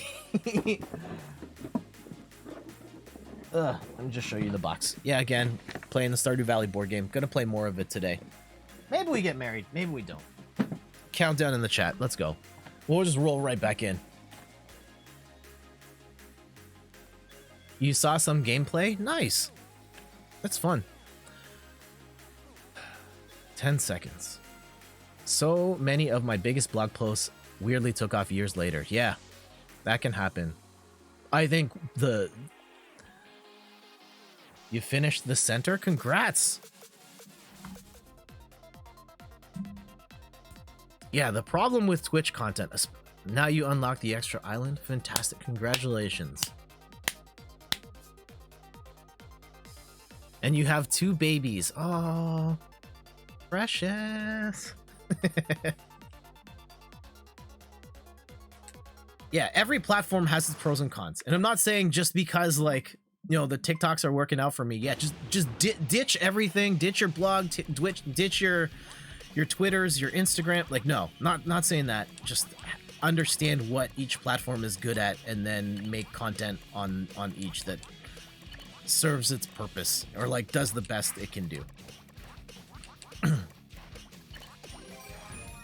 I think Twitch is an amazing engagement platform. It is a place where you know, we can interact directly with one another through the chat.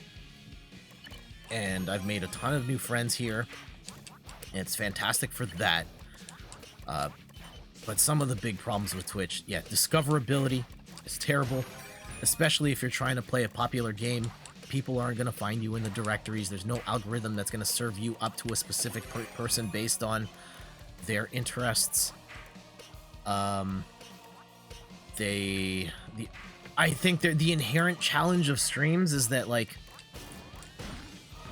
it's a live medium. If you're not here, the content becomes like largely worthless. No one watches VODs after the fact because, like, you lose the ability to, you know, interact with the streamer, and there's a lot of downtime on streams. It's not just like I can watch, you know, it's not like curated content that is, you know, 10 minutes of great stuff. It's like 4 hours of a stream, of which, you know, after the fact, you know, 5 to 10 minutes of it might be great stuff that stands on its own after the fact, but most of it just kind of doesn't. It's more about the vibes. And then you can cut some of it after the fact, but a lot of it's just not going to work afterwards. Yeah, so discoverability is bad, and then just a lot of people aren't really watching streams because the content in itself doesn't really work in a short burst, which most people want to consume their content in that way. I think that, yeah, Twitch is great if you've got other content going elsewhere, and then this is the place where you hang out with the people who enjoy your stuff elsewhere.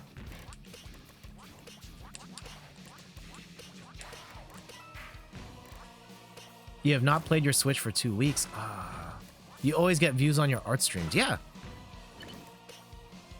It's chill and everyone likes art being made. I think, yeah, there's more of a market for, like, it's easy.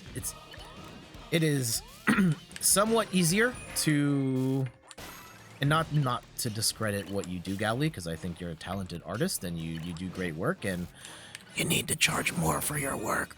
But anyway, I think art is a great opportunity on Twitch because there aren't nearly as many art streamers as there are video game streamers, and it's easier to stand out for the time being.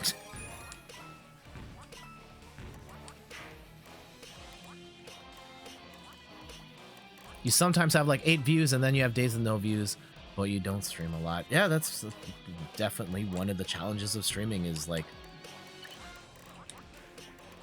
getting to a point where you can have a steady audience is like really hard, and most people don't get there. And yeah, there's definitely a level of commitment you have to you know, streaming consistently is hard in and of itself, because you're asking to put in like hours and hours a day. And you can't have a schedule. Yeah.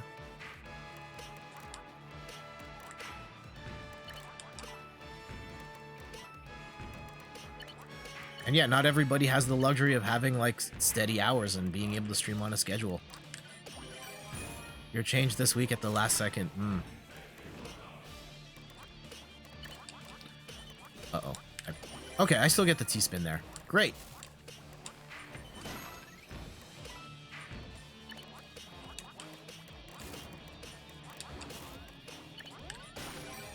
Someone is sick at work. You do over hours. Yeah.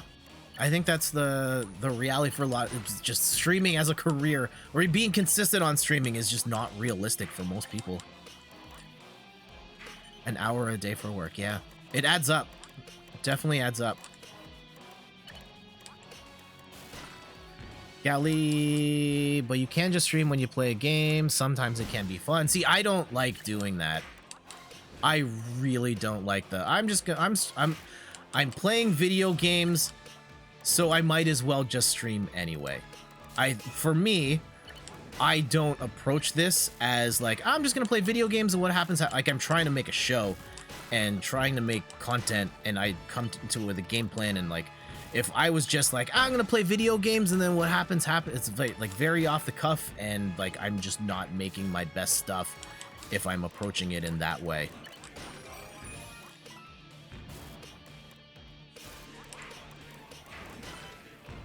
And also, like, it adds a level of strain to me that I don't want to have all the time. Sometimes I just want to play video games because I want to play video games and not also have the added pressure of trying to, you know, do this while entertaining or, you know, being, yeah, I guess that's probably the closest word here, like being entertaining for an audience, because I think those are two different things.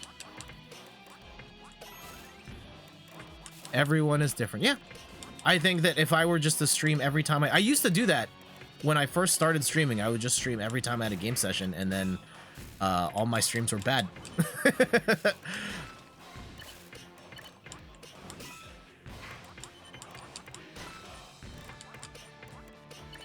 Okay, here we go. Almost top 10. Well, we're like kind of deep into this. Still haven't gotten a win yet. I really want to drop the paper at least once today. I know we don't win most of these games, but we usually get, I think there only twice we've gone without winning a game on stream.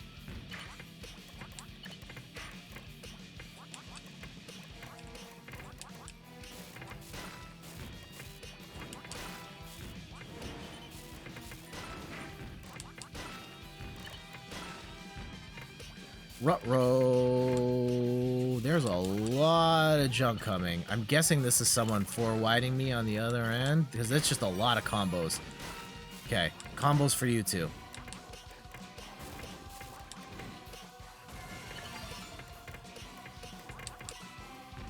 There we go.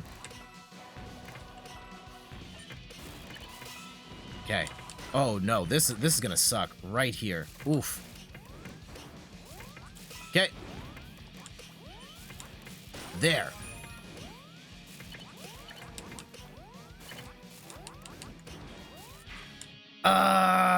We were close. We were close. Oh, 9L Daniel, what happened? What happened, my dude? I mean, there's no shame in 8th, but what happened?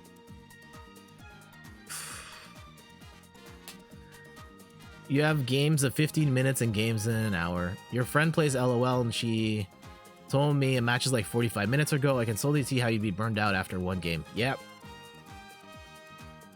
I thought having a point system for viewers and they can create themselves in the Mii game. Over min. I wouldn't be able to make it far in Tetris. You watch some guides, understand it looks hard. With practice you can get it. Dan says you've been getting comboed on, it happens. Yeah, it does. You can't win them all. Unless you're Wumbo, I guess.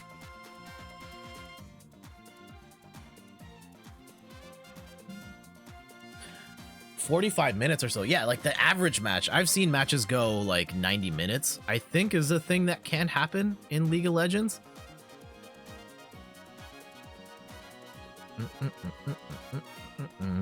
Top 2. Who is it going to be? Other things that are happening. You never played Tetris before Tetris 99. See, there you go. And NJR, GG's. So yeah, it's something you can learn. It's not too late. Yin is on here a lot, and Yin is an amazing Tetris player. I see Jared in 44th. And, you know, Yin is young, man. Yin is like a third of my age, and he's better than me. Damn, main menu. Longest match is 4 hours. Jeez. Also, Wumbo doesn't always win. Damn. All right, let's go. Run it back. They had a tanky one-shot. Nasus, I have no idea who regens his whole health in one spell. Oof. That's a lot. And people like him, and then Ultimate beat him a lot. Huh. Okay. Yeah, see, I don't keep up with the Tetris 99 comp scene, so I can't weigh in on any of that stuff. I just know Wumbo is very good.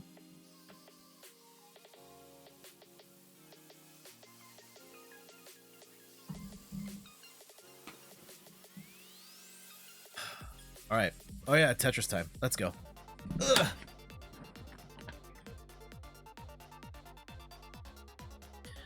What other things?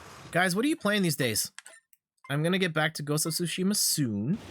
I've been playing a little bit of Overwatch because of the, I think it's called the Pachimaru, that event. And, you know, Overwatch is fine. I still enjoy playing it when I'm in there. I'm just not like, yeah, I need to, you know, grind this game out. I play it for the events at this point to unlock the costumes. I have fun done them there, but then I'm out again. I think I just burned out having played it for so much over the, you know, the years that we were streaming it regular and playing it off stream. You were typing, you missed this lobby. Ah, damn. Wumbo is crazy good. Yeah, for sure. I discovered him when I first was playing. I was making content for Tetris Effect, and all his videos were like the top viewed ones.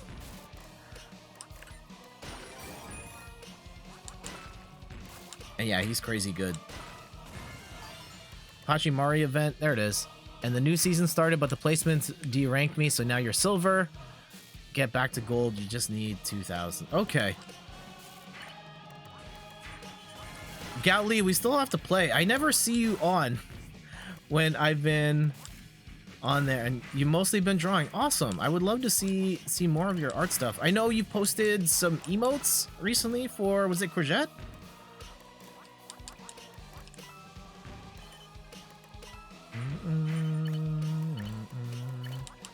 Yeah, it was. Awesome.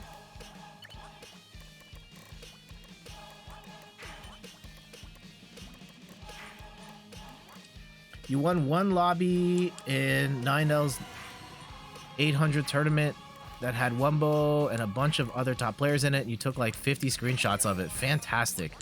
That must have been quite the highlight. I get it. I get it. I have gotten, you know, a win like that one time in another game, and I was screaming. I yelled at my wife, and I told her to come in here and look at this win screen.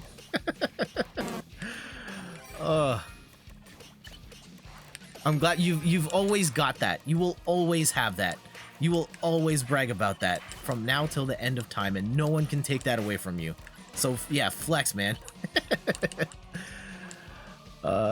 Get the camera. What do you mean get the camera? Attackers bonus helpful. The best players don't always win. Yeah. It's a zucchini with a red beanie. You don't know that meme. No, I don't. I don't know that meme. Sorry, I'm not. Mom, get the camera. Oh, no, I don't know that meme. I'll have to look it up afterwards. But yes, it's definitely one of those types of moments.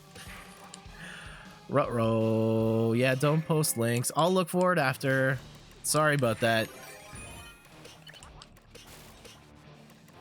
That was the meme. Okay. Oh no. Oh no.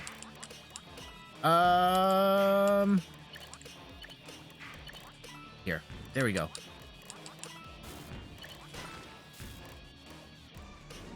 Then we'll go here. This is still not looking good. I'm not liking our chances here, guys. Okay. No. No. It's been real. It's been real.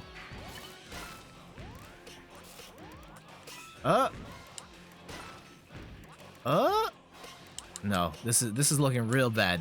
Like real bad. Delaying the inevitable here. But wait, no, hold on, wait. Hold on, wait. Okay, we're back. We're fine. Who's laughing now? You know what? I mean, I knew that we were gonna be okay all along. Oh, there we go. Also, Gali, Tetris 99, perfect entry-level game for newer players. You should give it a shot. It's a great game. A lot more casual than other Tetris games. I think it's because I think the fact that it's 99, well, yeah, 99 players, you can get farther. You know, it's easier to just like not be targeted, right? And so you have the ability to stack more blocks and last a little longer than maybe you would. Definitely more than like playing, jumping to Puyo Puyo Tetris 2, where it's 1v1, and you know I love 1v1 Tetris. It is a bloodbath playing that game, and if you are not like, even if you're, you know, decently good, you can just play like hours at a time and just lose every single match. And so, yeah, if you're playing this, you can kind of get the sensation of, like, you're lasting a little longer, you squeeze in a few KOs here and there, and it doesn't feel like just loss. It's easier to rationalize losing in this environment than it is in a 1v1 winner-take-all format.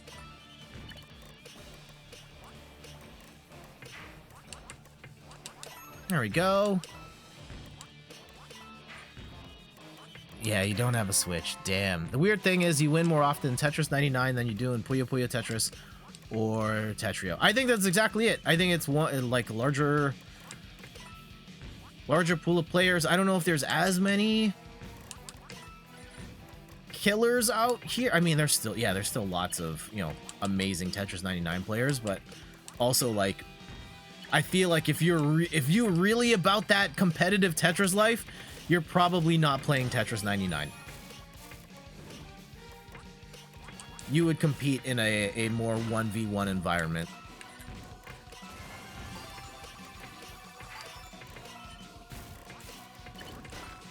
Because, yeah, I feel like there are more variables at play that make it such that the best player isn't as frequently going to be the one that wins, versus just like if I played you one-on-one 9L Daniel, I would probably lose every single game. All right, top 3.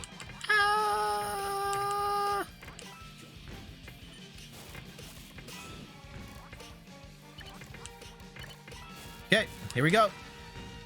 Got the stack low, maybe a little uncomfortably low. I don't like it when it's this low because it just doesn't give you a lot to work with in terms of, you know, clearing out blocks and combos and such. Not enough to work with on defense because, yeah, if you've cleared almost everything out and then you get hit with the giant stack, someone sends you that 4-badge stimulus package and you don't have enough to get rid of it, then you're just kind of boned. Oh, come on, rotate. No! Yikes.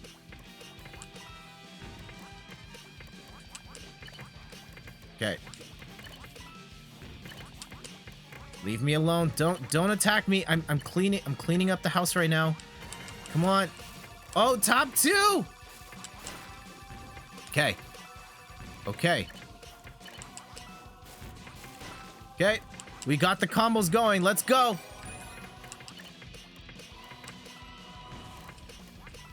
Man, if we pull this out of the fire, oh, what a beautiful day it would be.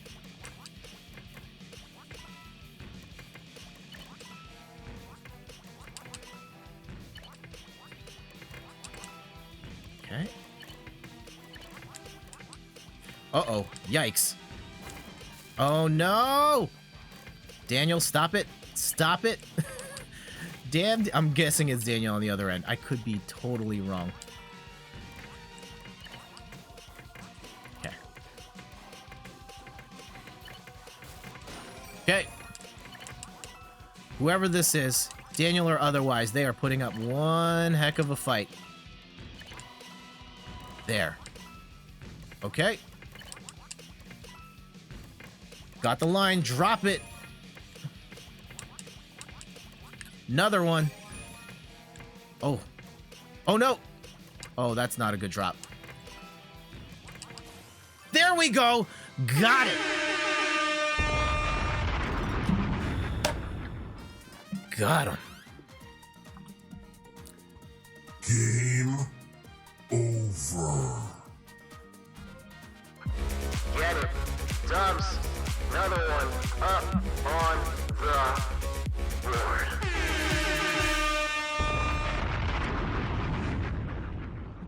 GG's. GG's. Oh, I gotta put the win counter up. What am I doing here? All right. Maximus. 1. Got him. Who do we got? So when you're that low, Jet, you should either spam T-spins or build up for Tetrises. Don't just clear singles like that because it doesn't send any damage. Unless you have attacker bonus, obviously, that must spam singles. All right, thank you. And no, you said you were done. Sorry, I didn't see that. Does Tetris 99 also have competitive mode with ranks? It has levels, no ranks, though. No. And it doesn't have, like, 1v1. That's the big thing that it's missing. Anson, Victor, UGG, Jonesu, Joe,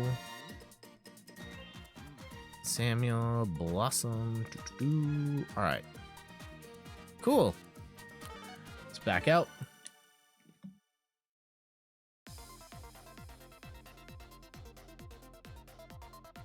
Good morning. You'll join Tetris in a bit. All right, cool. No worries. You've got 20 seconds. No, it's okay. You can jump in anytime. But now that you've played 1v1, would you be playing it in Tetris 99? I probably would. I mean, I couldn't play it in Puyo 2. And it's a scary world. I know I can compete. I know I can win some. I know I will lose some. It's still fun though. I think it's still my preferred way to play. For streaming, I would probably still prefer 99 just because more people can play along. So it's more of a community thing rather than, you know, I'm trying to grind it out to be the best Tetris player in the universe. 1v1 and T99 would be very interesting. Yeah.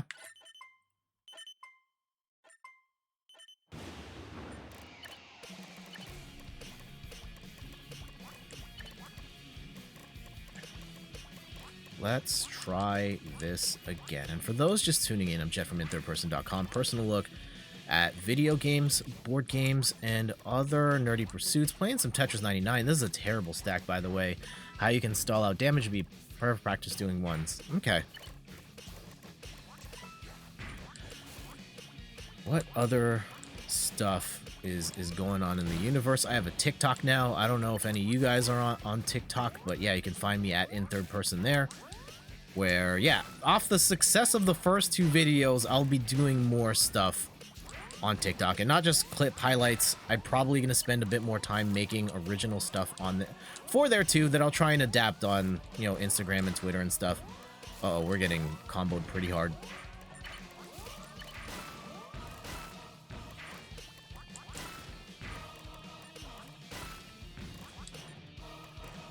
And yeah, YouTube Shorts, that's the thing. I'm also putting those TikTok videos up as YouTube Shorts as well. So that's another way. If you're like, I want to see your TikToks, but like I don't want to download TikToks. If you follow me on YouTube, you can watch that stuff there too. Most of it will go on both. I'm realizing some of the TikToks I've made aren't currently set up for YouTube Shorts yet, but where it makes sense, I'll post them on both.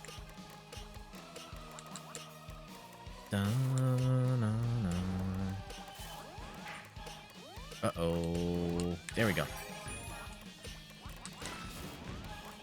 Man, in the old days of video games, like, content, I think it's funny thinking about it now, like, so many people are watching, like, game streamers and podcasts and stuff, and back in my day, it was magazines, and I would read your Game Pros and EGMs, and it's kind of crazy at the time, like, how so much of that information was, you know, being gatekept by, like, a handful of writers, and you know, they had early access to games. And it's crazy thinking about like how they used to review games back in the day, where EGM had the 4-person review team, and like they would have 4 review scores for every game, because you could have 4 people play a game, because they were short enough that you could have 4 people cover them. And like at a certain point, that just didn't make sense, because you know, how can you get 4 people to play like a 100-hour RPG and then have time for all these other games? So that format ultimately fell apart, but it was crazy times back then. It was a different time. And yeah, I would idolize people like, you know, a Matt Casamassina from IGN. Per Schneider is still at IGN. He doesn't really write anymore. He's like the head behind the scenes guy. He's still on podcasts. But like, those guys were... I hung on their every word of like what games are good, what games are bad. And now it's just like the message has been democratized, and people are getting their information elsewhere from just, you know, random folk like you and me.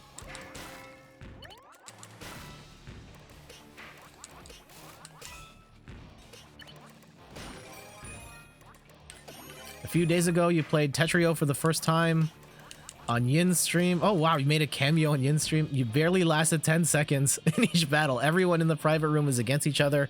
I was controlling with laptop buttons, which I'm really slow.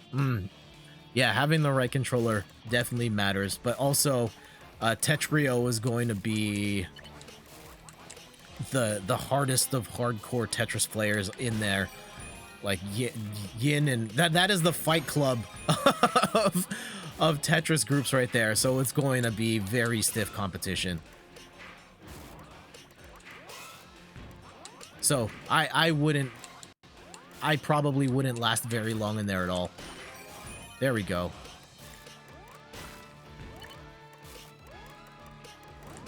Okay.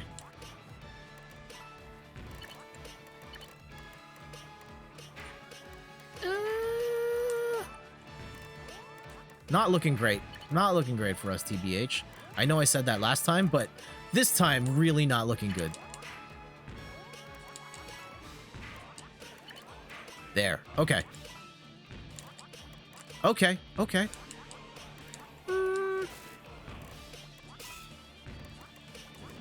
There. Ah, there we go. Got it. Okay. All right, let's just work through that. We had a really bad start to this particular round. I know I made a gap there. I'm trying to cut from the bottom, like cut down the stack overall, and we'll deal with that later. But right now, in the immediate term, that at least cuts down our... Oh, geez. That's not going to help me at all.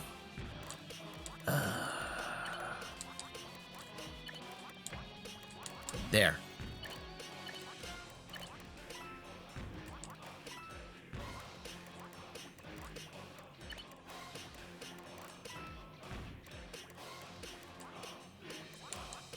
Okay. Sorry, guys. I wish I was a little more chatty right now. I just need to get through here. I know that's blocking the hole. I just want to get the stack lower so that when the junk comes in, the stack is a little more manageable. There we go.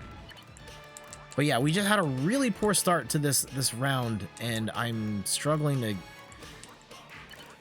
get this there. Okay.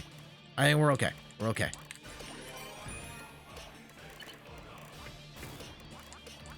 Row.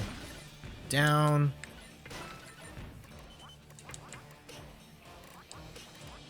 There. Okay.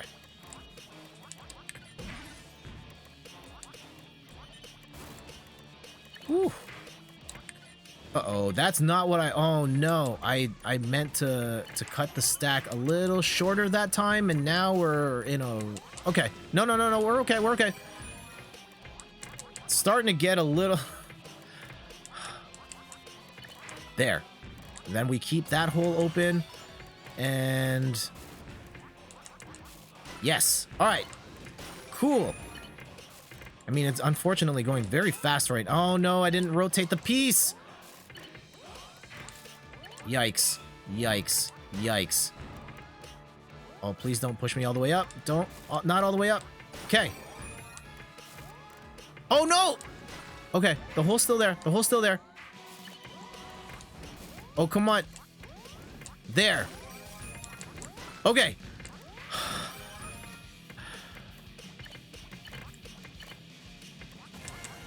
There. All right, top 7.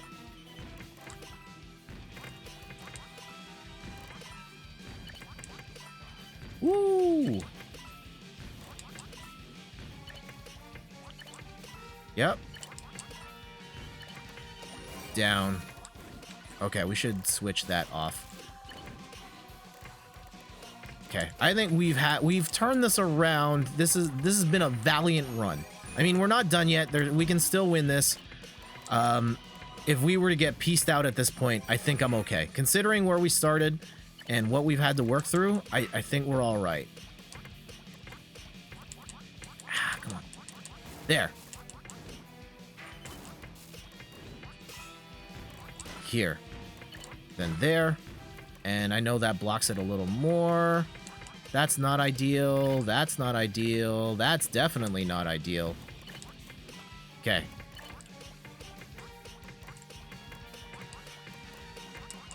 Ah, come on. There. Not sure about... Okay. Okay. There we go. Now I see the line. There we go. Got it. Back-to-back jacks.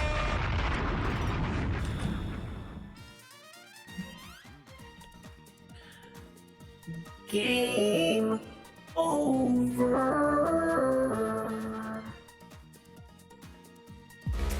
Drop it. Let's get it. Another dub for the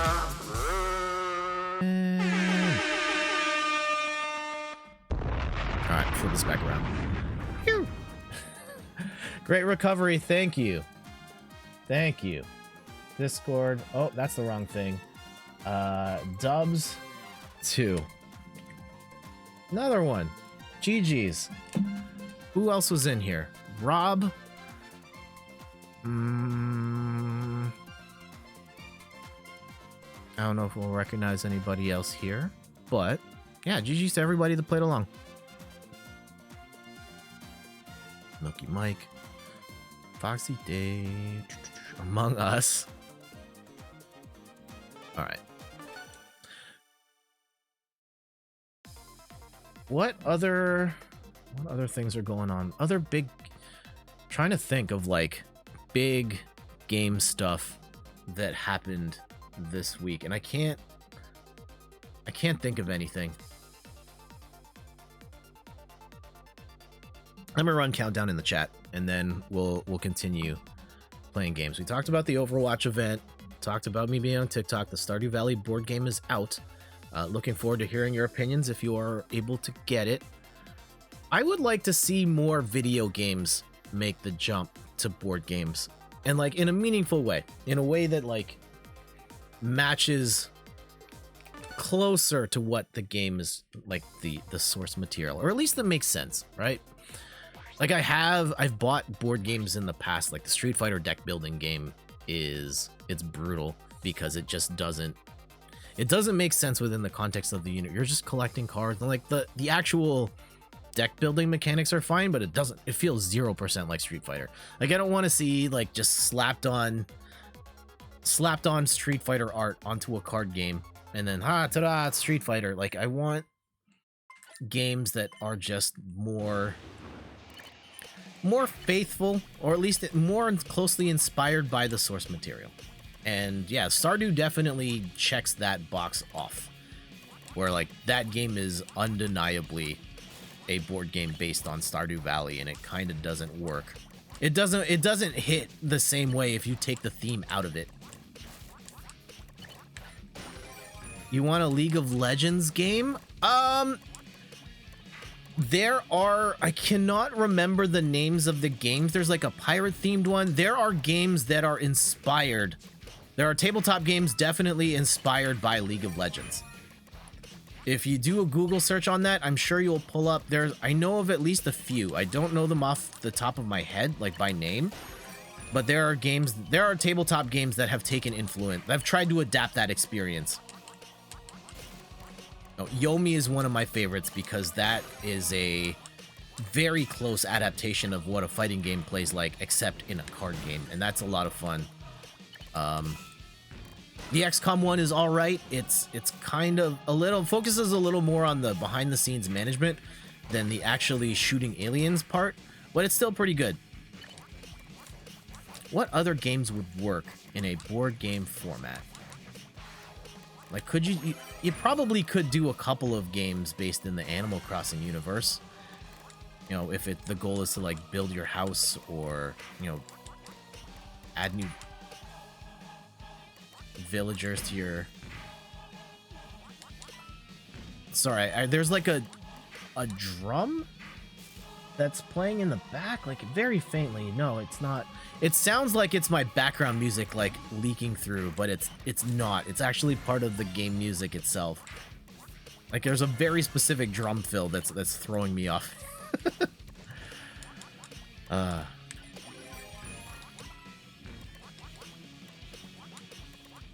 Other game, like I know there's been a recent Super Mario board game, not like, I think it's called like Super Mario Level Up, and then there's like different like stairs and you put the characters on them. That's not really my jam.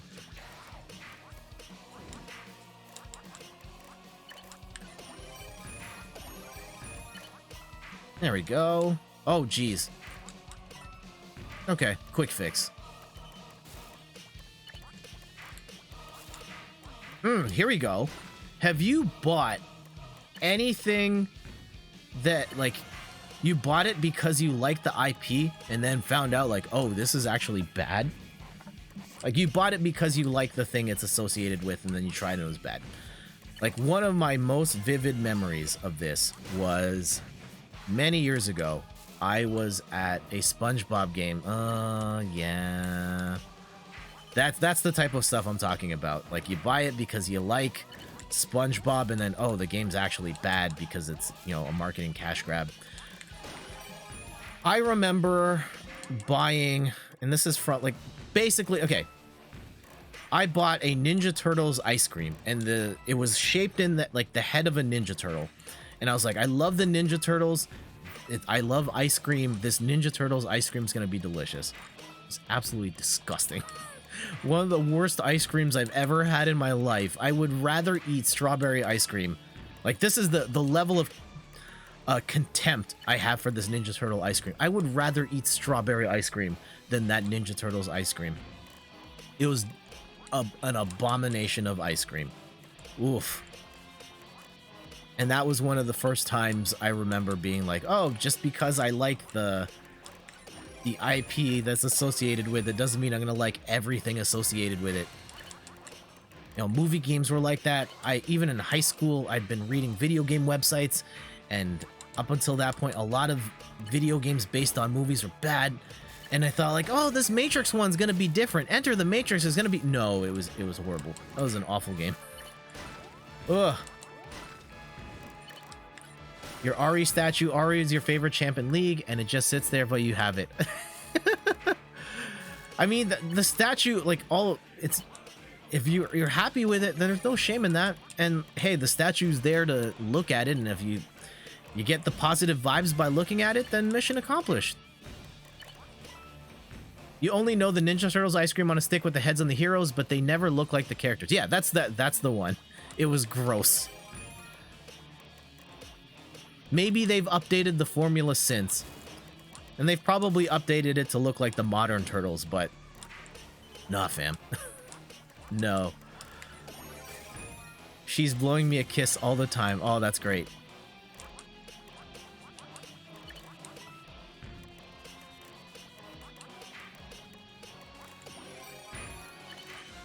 Other stuff I've bought that just like didn't work out, but I bought it because like, you know, I like that IP.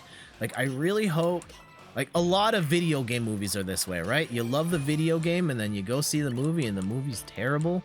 I hope we've hit a turning point in a post Detective Pikachu world, in a post Sonic the Hedgehog world. I really hope that movie adaptations of video games are treated with the care that they deserve, and that they try and make these, like, legitimately try and make these good movies rather than, you know, another marketing vehicle for video games that just leads to an awful movie that makes a ton of money for them, but then like the actual work itself is just horrendous. There we go.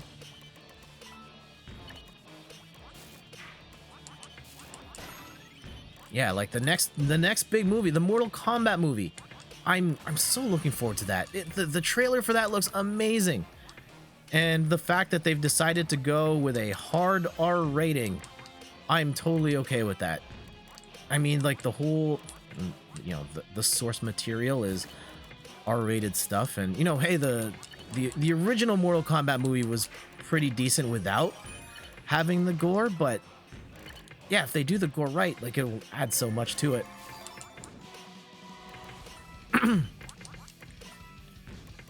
Allowed to link the statue? No. Sorry, no. Okay, give me a second. I can do the permit after this game. Oh, geez. Okay. There we go. Where are the mods? I am the mod. Oh, Blazing Blue Fire. You think I can afford mods on this channel?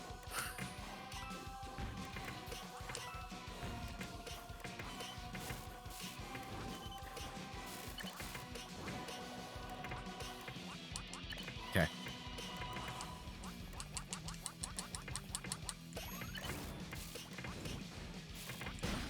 Okay. Almost. Almost. Okay.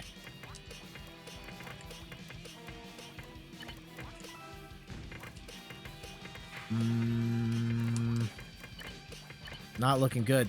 That's a no from me, dog. Okay. I mean, we're still not over yet. Still not over yet. It's just the not liking how this is shaking out. Oh, we're top 2. We're top 2. Okay. Let's see what happens.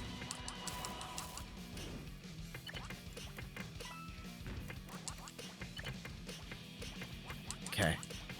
Just eyes on the prize. Oh no, that didn't rotate. Oh no. Oh no. Oh no. Oh no. We're done. We're done. Yeah, it's been real. It's been real. GG's. GG's.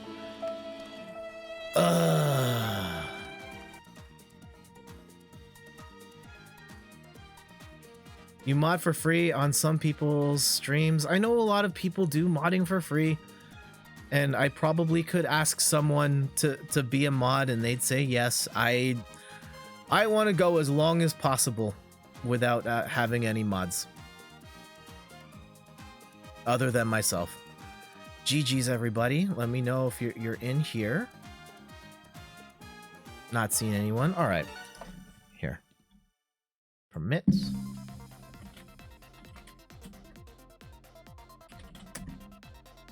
Yeah. Will not get timed out for the next 3 minutes. There you go. You've got 3 minutes to share the thing. And I'll pull up. Yeah, this is okay. I'll pull this up in the chat, or pull this up on the stream so everyone in the stream can see this as well.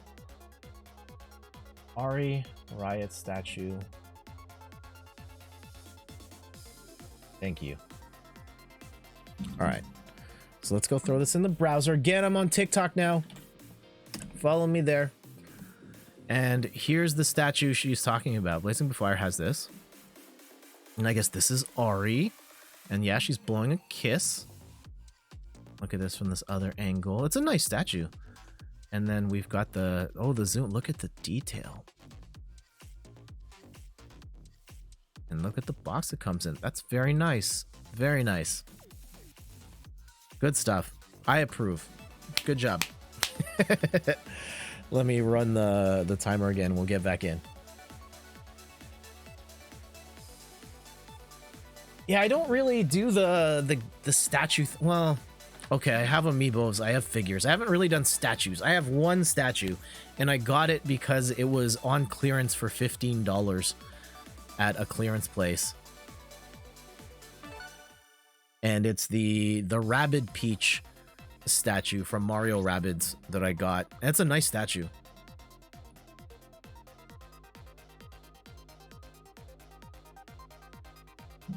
Plushies, though.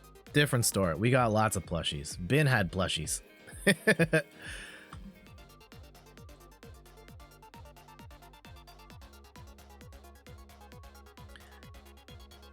You have Pokemon plushies. Yeah, well, which Pokemon plushies do you have? For everybody in the chat, do you have any game plushies at all?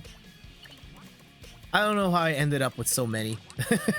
I mean, I wasn't actively collecting plushies. I already had a bunch before it even crossed my mind to start streaming, let alone I need to decorate this room with plushies. I just happen to have a bunch.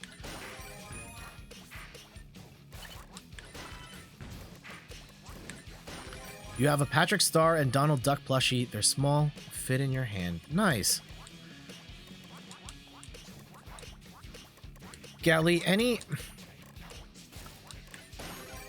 is there any word on like when you'll be able to go home? Does the Philippines have the vaccinations yet? Blue Sky says, I don't have any, but you got your wife an Ori plushie and she loves it. Awesome. And welcome back. How are you doing, Mr. Blue Sky? Happy Sunday. And yeah, video game related. Yeah, man, I bought before even knowing if the Stardew Valley game was any good. It was just like, what? I love Stardew Valley. I love board games. I'm just gonna buy this and see what happens. And I have to pay a premium too, because like they don't sell it. They don't sell it in Canada. It's US dollars. I had to pay for, yeah, the conversion. I had to pay customs. I had to pay to ship it over here. I had to get friends to send it over for me. I'm going to pay them back because for shipping it. So like it's gonna be a very expensive game. But you know, I bought it just solely off the strength of, oh, I like Stardew Valley. Sure, I'll buy it. I'll buy the thing with the Stardew Valley name on it. Anjum, welcome back. How's it going?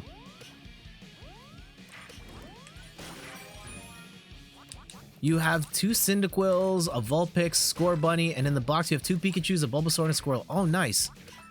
The OG starters. You're doing good. I'm doing all right. And glad to hear you're doing well as well, Anjum.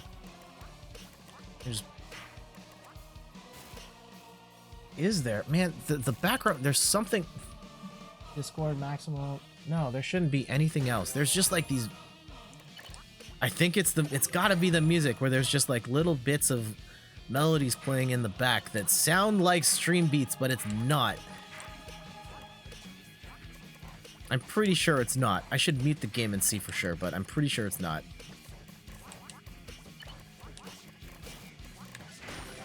You've been playing Puyo Puyo Tetris 2 and it's rough.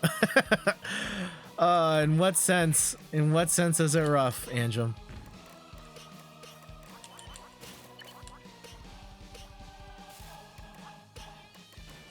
Hold on. 1 second. 1 second. Hold on.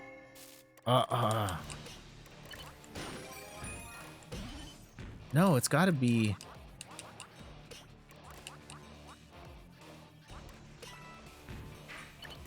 I think the music's actually going in the back. I can't test this hypothesis right now. I'm pretty sure it's going on in the back. And I'm not just hearing things. I can't fix that right now, though. If I go like this, give me a sec. Gameplay only. Nope. Nope, I'm just hearing stuff. Carry on. I'm going crazy, guys. I'm sorry.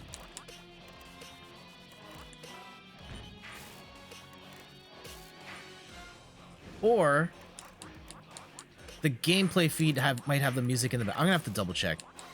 I swear I'm hearing more than just the game itself. The pro players in that game and learning from you watching play Tetris, you got destroyed in Puyo Puyo Tetris 2 in Puzzle League. You think the sound's okay? Yeah, it's just a very faint thing that I'm hearing, and I'm not sure if it's part of the song or it's part of my background music.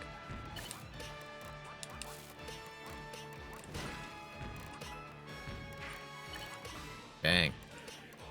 There we go.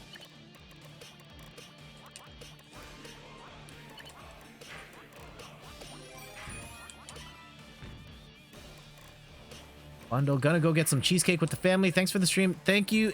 Sorry, Gally, I'm not sure if you're here anymore, but yeah, thanks for dropping by. Enjoy the rest of your day. Enjoy the cheesecake.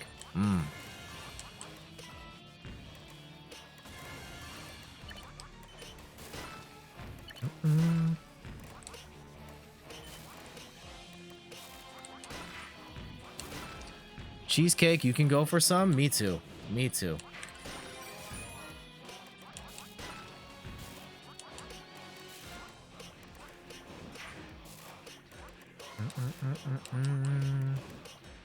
What's your favorite kind of cake for everybody in the chat? Ice cream cake, chocolate cake, birthday cake, as in like the flavor. I love me some red velvet. Red velvet, anything.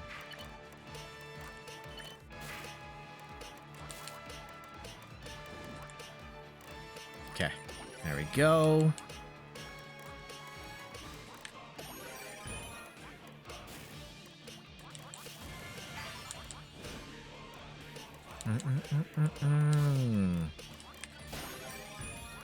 And what do you guys got going on for the rest of today? Yeah, Steph and I are going to be playing more of the Stardew Valley board game. We're going to probably watch Coming to America, the first one and the second one today, with Michelle and Yasha virtually. So what we do on our like movie nights is that, yeah, we'll play the movie at the same time, and then we'll just like chat about it through Instagram, and then we'll have like a video call afterwards on the movie for, you know, just to discuss what we thought. You like Coming to America? Yeah, I haven't seen either, the original or the new one, so looking forward to it.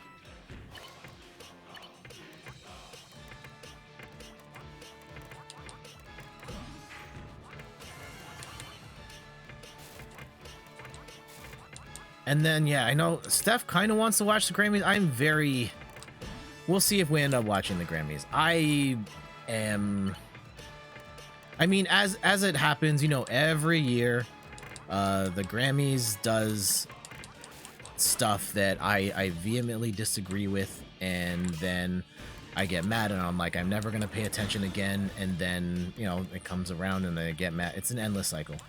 And I think with the Grammys in particular, just because it's like, I'm a little more in the know with music, and I care a little more, and then like stuff that obviously should win doesn't win for dumb reasons, or like isn't even, like The Weeknd not being nominated at all for a Grammy when he had the biggest album last year and like just set the record for the first song to be on the Billboard Top 10 for an entire year. And look, you can not like The Weeknd, that's fine. I'm not the biggest fan of The Weeknd's music, but for an artist who had as big of a year as he did to get zero acknowledgement at all seems like incredibly sus.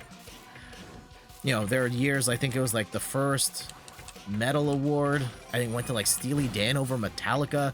The time Eminem, like, yeah, Kendrick Lamar losing to Macklemore, like, are you kidding me? So many. Justin Bieber losing Best New Artist to someone we've never heard of and then haven't heard anything from since. Again, like stuff like that is just like super gross in the Grammys. That makes me like, and again, like I don't even like award shows to begin with. I don't like I'm not interested in the pomp and circumstance at all. And then on top of that, just like the awards, me highly disagreeing with the choices they make and the potential, corruption that happens along the way. And we're out top 2. Damn it. Who got me? Barnacles. GG's. You watch Raya and the Last Dragon? You don't? I haven't watched that one yet. The weekend lately, but you might.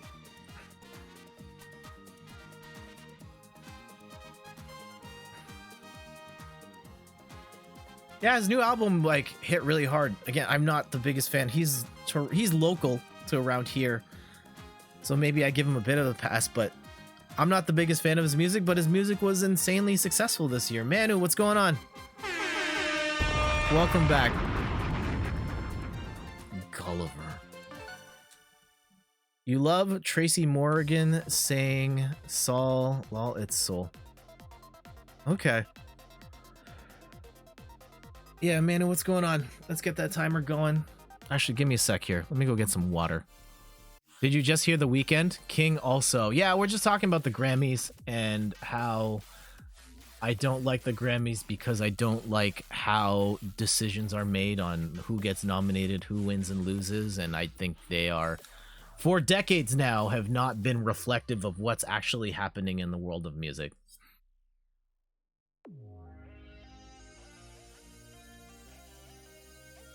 Yeah, we're doing all right. Let's get this countdown going. You hate award shows for sure too. Yeah, me too. Me too. My wife loves award shows. That's kind of the conflict there. I get upset at the choice. I remember one year, the year Twilight was big, and I still clown her about this. The MTV Video Awards or Movie Awards, and Twilight was nominated in almost every single category. And I was like, watch, Twilight's gonna win. And then it did. It won almost every single category it was in. Oh, this is a joke. Award shows bore you? Yeah. It's not for everybody, that type of entertainment.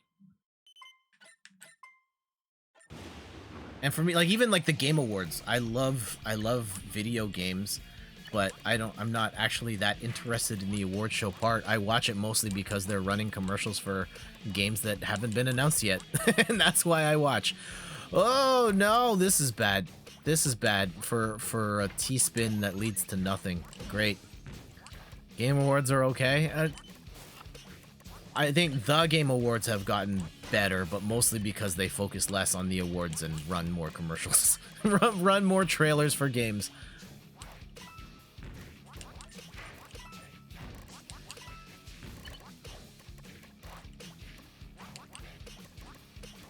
Game Awards World Exclusive. Really? I know Twilight was big, but didn't know it was big for, like, general audiences. I thought it was strictly teen girls who have no real say in award stuff. Well, it is the MTV Movie Awards, which is, you know, MTV's audience. Yeah, teen girls. I mean, it's weird at this point. They're not even playing, like, music at this point. They haven't played music in decades. I think they've spent, at this point, they've spent more time not playing music than they have playing music.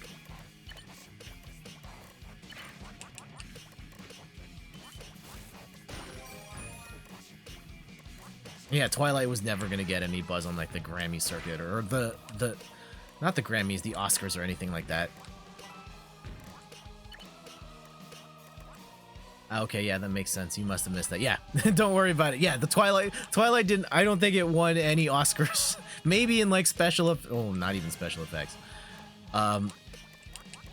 Not one of the more prestigious award shows. Sorry, MTV.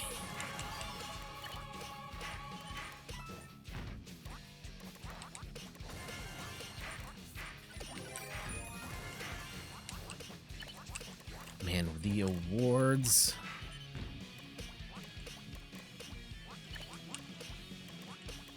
One of the other things, oh man, the inevitable, like, when Game Awards time comes out, and I think there's just always a lot of anger about choices, and I think one of the things that, I think this is probably not just video games, but the world at large. I think that many people have a difficult time discerning, like, opinion versus fact. Like, what award shows pick are ultimately opinion, and you don't have to agree with. There's no right or okay. In large part, there's no right or wrong, and people getting mad that, like, oh, you chose The Last of Us 2 over, I don't know, pick Hades. I mean, it's a matter of opinion. And hey, I know people have their grievances with The Last of Us 2 in particular, and those who make those games, but like, it's bigger than oh, you straight up got it wrong. In a lot of cases, it is. I think in certain times, like, yeah, like Steely Dan beating Metallica in the Grammys that first year. No, that was wrong. Most of the time, it's not that serious, though. The Last of Us 2 is okay, but some people don't like Neil Druckmann. Yeah. I know people have issues with the person more than the game itself. I haven't played Last of Us 2 yet, so I can't say. I liked the first one, but I had major issues with the first one that made me, like, not in a rush to play the second one. And in particular, I was just kind of waiting for, like, at some point they update it for the PlayStation 5, and I can just play a better version of it there, so I'll wait for that. If they ever put out just, like, the dedicated PS5 version. Even if they just do, like, we've optimized the game for PS5 so that you get a better frame rate or something, sure, then I'll jump in. You love the first one too because of Ellie? Alright. Last of Us 1 is one of your all-time faves, and you did like The Last of Us 2 for the most part. There's a lot you would have changed. Okay. I'm glad that that game is like an all-time fave for you. The fundamental problem for me with The Last of Us is that it's a stealth game, and I hate stealth games. So that's not the fault of the game in and of itself. That is me just not liking the flavor of game that it is. I got through it. I beat it. I think the last, I don't want to get into spoilers. There's a shift at roughly the 75% of the way through the story that was one of my favorite sections of a game in any video game ever.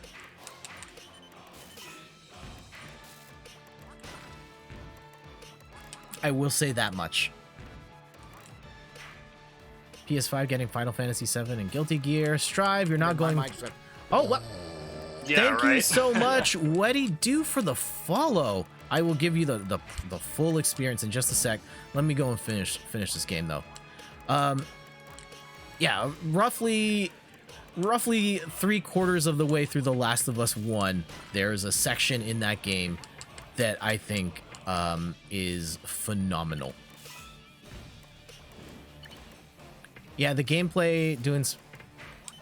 I love how you're doing spoilers for like an 8-year-old game. That one in particular has like major implications, so I don't want to ruin that for anybody. I don't want to ruin any game for anybody with spoilers. And if I do say spoiler, it might be like a 20-year-old game, and I'll still at the very least say like, yo, spoiler alert. The princess is in another castle until she isn't. What'd do? You in Toronto? You were on my main page, and I thought you'd see a raptor sled. Yeah, I'm in the general vicinity. Raptors having a not as good of a year as the other one. There's a lot of circumstances for that. I just hope they try their best.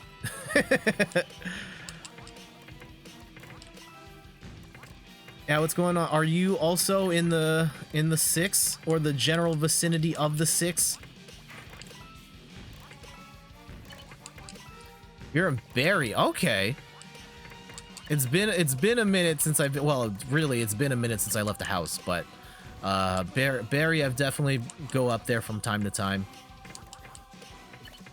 Last time I was up there was I was visiting my friend. I was visiting my friend who doesn't live in Barry anymore, so the likelihood of me going up there in the immediate term, not often, but yeah, maybe at some point. All right, top 5.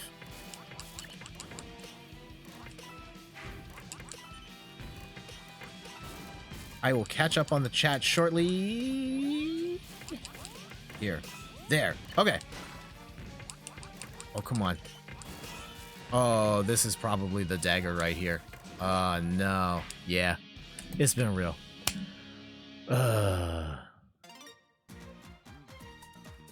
You're up in Barry. Also stream and have a Raptors flag in the background. Nice. Ah, nice. Damn.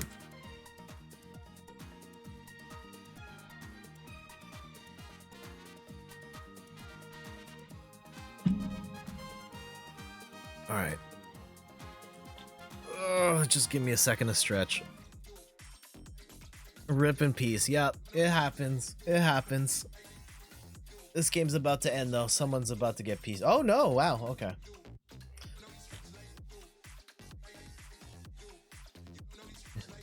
You need me that Snorlax? Oh, Snorlax is the best.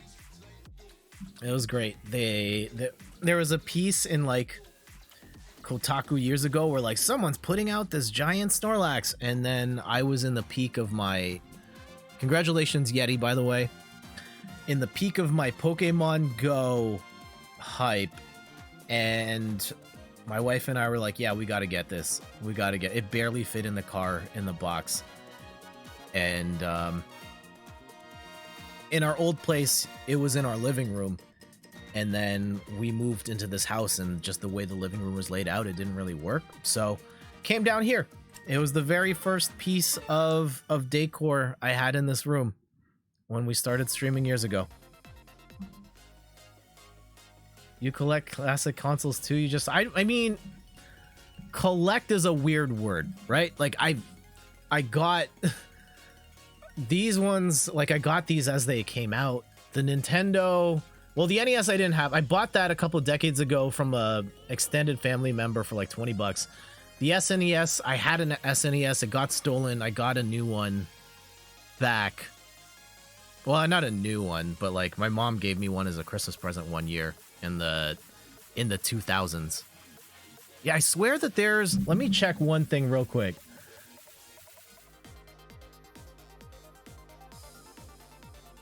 I'm just hearing stuff. I could have swore I was hearing the background music in the stream. Anyhow, let's do the proper follow hype. Weddy dude, thank you so much for the follow. There we go. You've been guilting yourself out of throwing all your old stuff, so you've been getting them back recently. Not a cheap hobby. You want all your OG consoles. Yeah, I get it. Getting the consoles now is rough because it's so expensive and everybody's collecting these things now. So yeah, I don't want to get rid of any of my stuff. Well, okay, that's not true. I used to trade games in all the time, and then my house got robbed, lost the SNES, the Nintendo 64, pretty much all the games that went with those. And then I didn't replace any of that stuff for a long time. I just kept going forward. And then at a certain point, I decided that I kind of want that stuff back, and I was collecting for a little bit.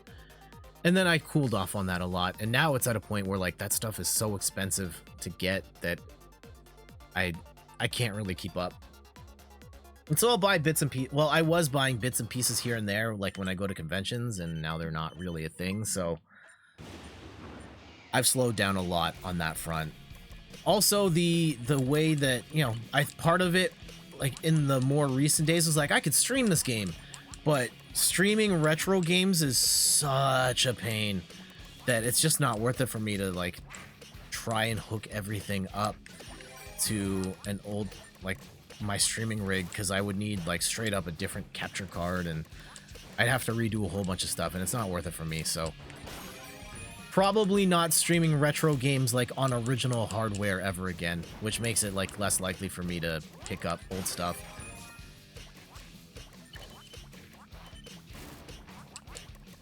Which means, yeah, don't hold your breath for the Shaq Fu stream. I know I've got that copy here, but it's probably not happening anytime soon. Ooh.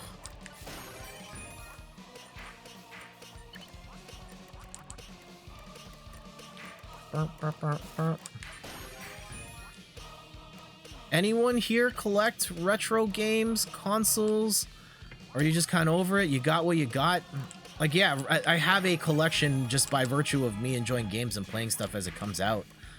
But the actual, like, going out of my way to collect old things doesn't really happen anymore.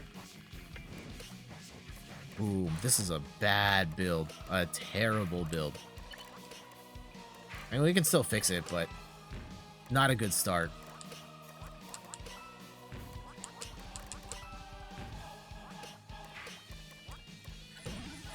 There we go. Okay, what? There. Okay. We'll roll with that. I'm waiting way too long to get that T-spin in there. There we go. Nice. Yeah, we'll clear out the 2 so that we've got the clear well to the bottom. Loving it. There we go. Yeah, I think the only stuff that I like, I bought solely for collecting and not because like, oh, this nostalgia, I'm trying to get my old games back. The only stuff I was collecting for the sake of collecting was Atari 2600. And again, like I had some nostalgia for that. That was the first ever console I had. The first games I ever played were Atari. But like I didn't really collect games or anything on that. Like I got them because like they're an old and cool part of gaming history that I had very little connection with. So I just wanted to have that stuff at the time, and now it's really not... They're easier to collect too, in the sense that the market for Atari 2600 games is very low and it's cheap to get stuff. So I'm more inclined to buy those when I come across them, but like... Yeah, you wish I held on to everything you had. Why'd you let your stuff go? I was one of those people that had a Sega Saturn. Man. Yeah, when I was younger, I couldn't afford to get games all the time, so I would constantly trade in my old games to get new games. And I was usually buying used games too. And then, yeah, when our house got robbed, I didn't want to let anything go, so for a long time I just didn't trade anything in. And then, as an adult, I got poor again, and I couldn't afford to just keep everything new, and then I was buying stuff that I wasn't playing, so I traded in a bunch of games again, just so that I had money to spend on games that I actually would play. So I don't really buy stuff to collect anymore.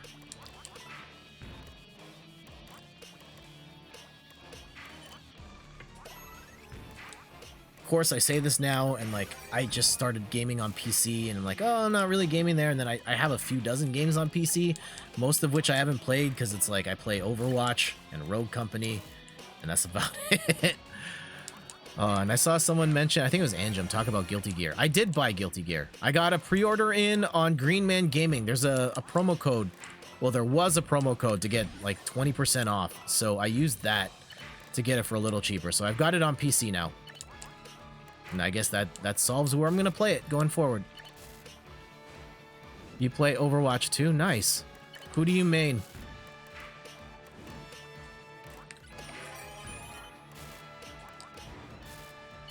Yeah, on DPS I play Hanzo and Junkrat, sometimes Ashe. I've really fallen out of love with Ashe, especially now that I've been transitioning to playing on PC. On tank, I'd play Diva and Wrecking Ball, and as support, I'll play mostly Batiste, but sometimes Mercy. Diva, but pretty much everyone. Okay, yeah, Diva's bae. Devo is the first character I got into.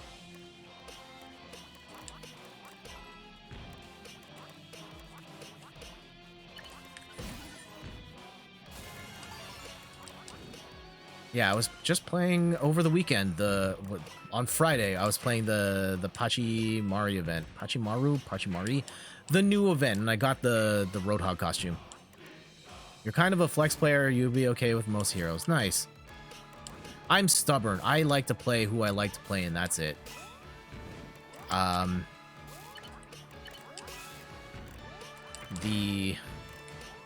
What's it called?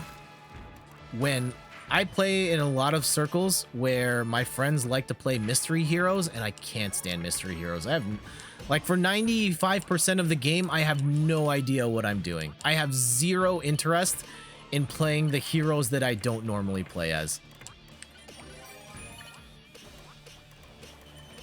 And so I just end up frustrated every time we play mystery heroes.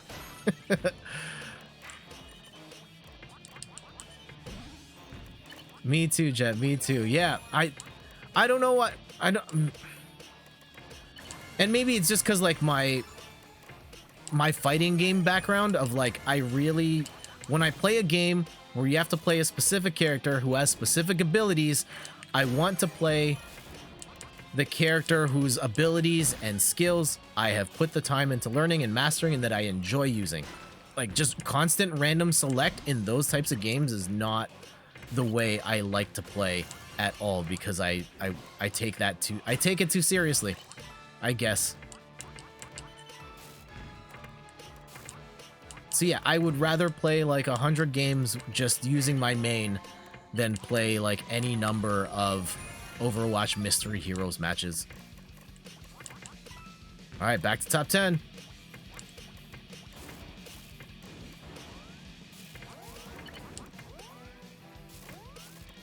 Uh-oh, yeah, we're dead. Damn! Peaced out. Ugh. You have 3,000 hours on the game. I'd hope you'd be okay with most heroes. I don't think that's necessarily a fair way to do it. You know, I have over 2,000 hours in Street Fighter 4. I main one character, and I'd be fine having spent all 2,000 hours with my one character. I did learn a couple of others, but it's like 5 out of a cast of 40. I have zero interest in playing any of the other ones. That was moving pretty fast. Yeah, it gets pretty quick in Tetris 99. And it gets even faster in Invictus, which is the mode that you unlock only if you've won at least one match. Yeah, I one-trick Diva for like 1,500 hours. Yeah, and that's fine. There's nothing wrong with that.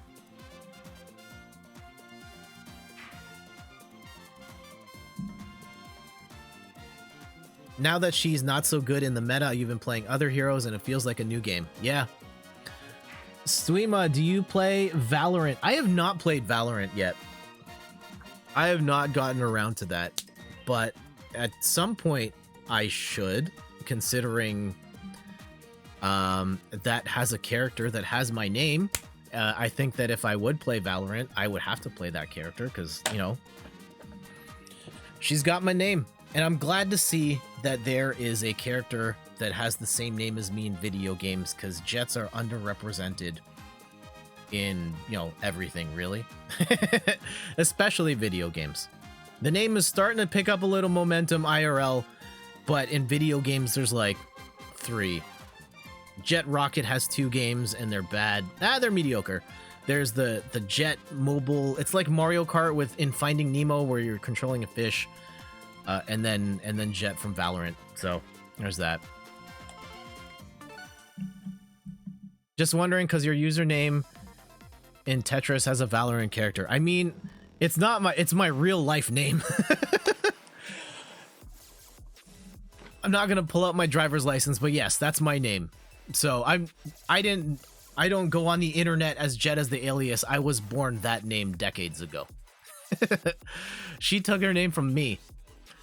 And you missed Tetris, the OG Game Boy one? You mean this one? I mean, I need to find a better place to put this other than just have it on my desk anytime someone mentions it. But yeah, this Game Boy Tetris is still a classic.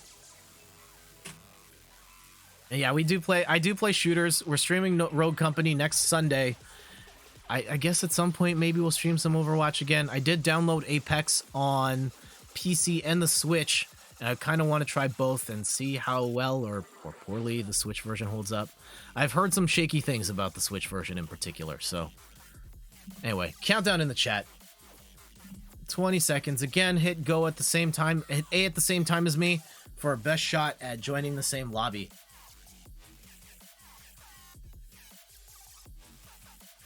We'll get a couple more in.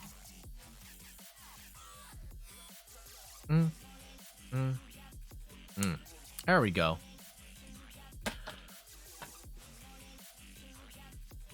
And yeah, Swima, how are you doing today?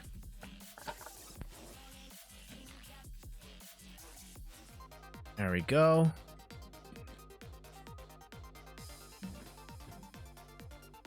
Did get a couple wins. Doing great. Thanks for asking. I'm doing well. Can't wait to eat some lunch shortly. But we've got a couple more rounds of Tetris to go. It's been a fun stream hanging out with you guys, chatting about the Stardew Valley board game, shooters, talking Overwatch, Tik Tok, all that jazz. I always love being out here. That's why I continue to stream. Hanging out with you guys is the best.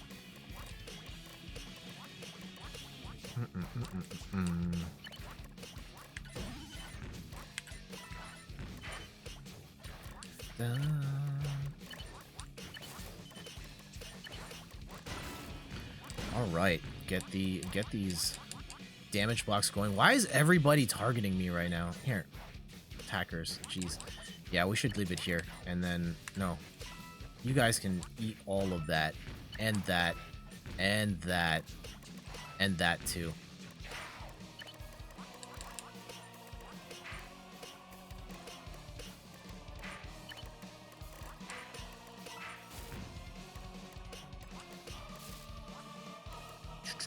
What else is going on in the world of stuff? We've got, I can't believe we've basically hit like the 1 year anniversary of the, you know, the global situation, if you will. I'm hoping we're nearing an end, but like, is there anything you've learned about yourself during this time?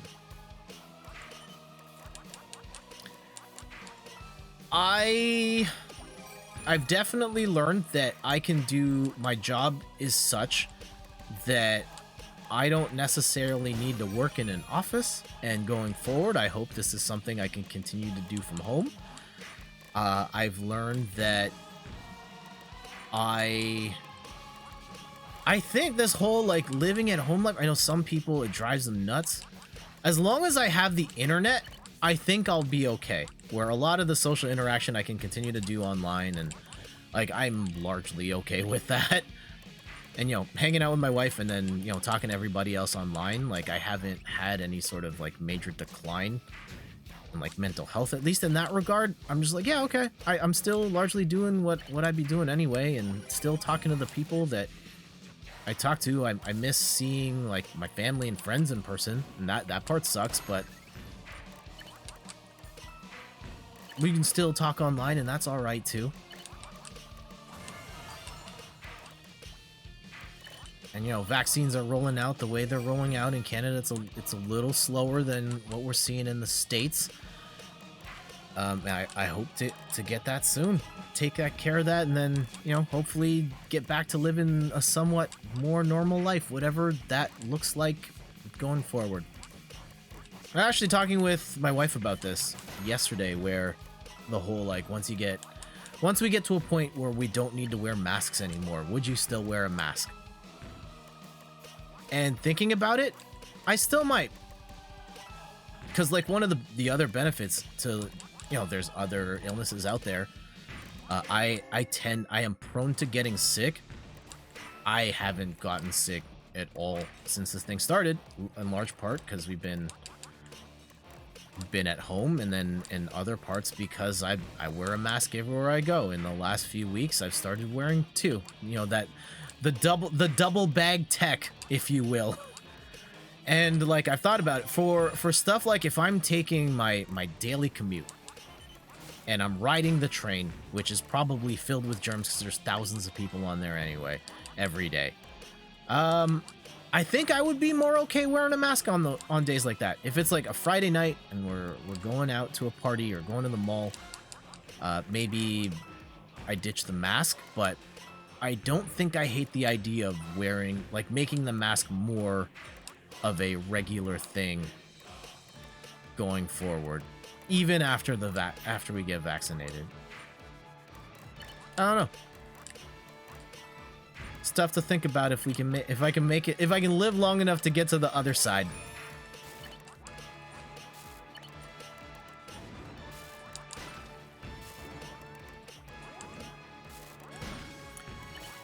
There we go. Other things I miss being able to play board games with other. That's one, because like it doesn't really work the same. Like I would love to play Stardew Valley with family and friends, but like I guess we could, and maybe I still do. Like I need to figure out, is there a way to stream that game with other people? Because there are people in my circle of friends who also stream, who also have the Stardew Valley board game, and I wonder if there's a way to make that work. Like if let's say my board is the main board, because yeah, if my board's the main board that's on camera, and then everybody, like the card order and stuff, is everyone just follows me, and if you're playing remotely, you just kind of draw the same cards that I draw, and then we work things out that way. Seems like a lot. I think the problem is for the people who aren't following along, then you have to be able to fish out all the cards and all the tiles as needed, and that might be too much work. Something I'm curious to experiment with, though, and see if that works.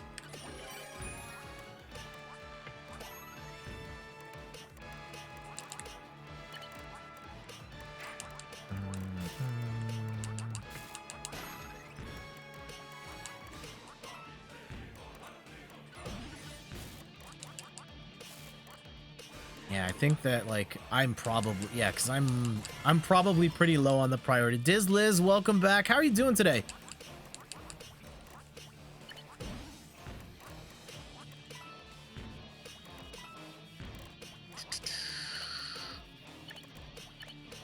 Yeah, I'm doing all right. You're good? Anything exciting going on with you this weekend? We're talking about it earlier on the stream. I played the Stardew Valley board game with my wife yesterday. We've got it set up to play again. So we're going to play that again later this afternoon. And I have to tell her about the thing I discovered. 'Cause yeah, it's a fun game. I do have some my foibles with it. Uh-oh. You got 5th place yesterday in Tetris 99. Ah, that's close. GG's. Come on. Here we go. This is not looking great for us right now. But, we had the piece too. Damn it. You finished 21st. There you are. Switch JF. I didn't knock you out.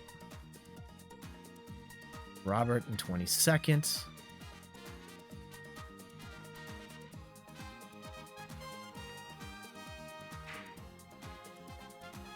Okay. Cool. We'll let this finish out. Let me just check something here real quick.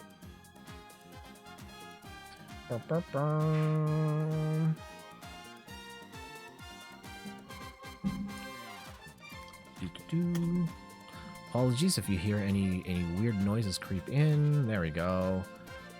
Okay.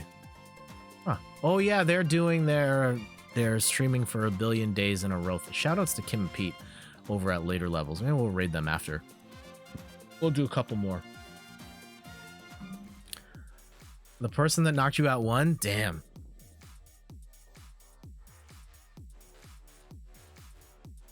Feels bad, man. Feels bad. And Paolo Jojo. GG's. Let's get one more in. Again, thank you everybody for playing along. Thank you for everybody hanging out in the chat. Diz, Liz, Stwema, JF Raptor, Weddy Do, thank you for the follow. Double Jump, thanks for renewing your sub. Thank you, Philco Dilko, for the follow. Who else was in here? Anjum, Adventure Rules, Manu, Gao Lee went off for some cheesecake, Blazing Blue Fire. Shoutouts to everybody. All the lurkers too. Much love to you all. Let's get one more in. So countdown in the chat again. Play along, follow along, and the on go press A at the same time as me. Ugh.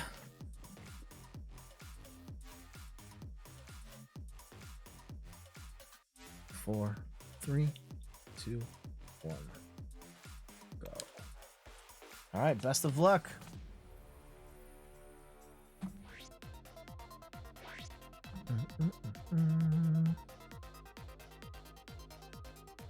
These Tetris 99 matches are awesome. Nice. I'm glad you're enjoying them.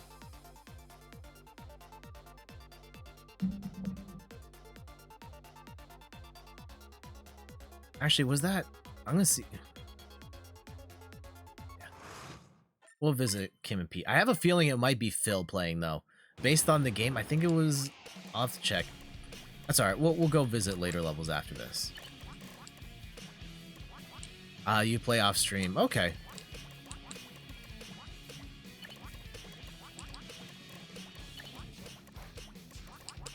No shame in playing Tetris 99 off stream. At this point, I don't really play Tetris 99 off stream. The only time I'm playing this is on stream, but I enjoy it every time. I've got other stuff to play off stream. At this point, the stuff I'm playing on stream, I don't really play off stream. But then there are also weeks where the stuff that I play on stream is the only games I'm playing. Work has been crazy for the last few weeks, and it's gonna be crazy for a few more weeks. So the amount of time I have to play video games when I'm not streaming is very slim.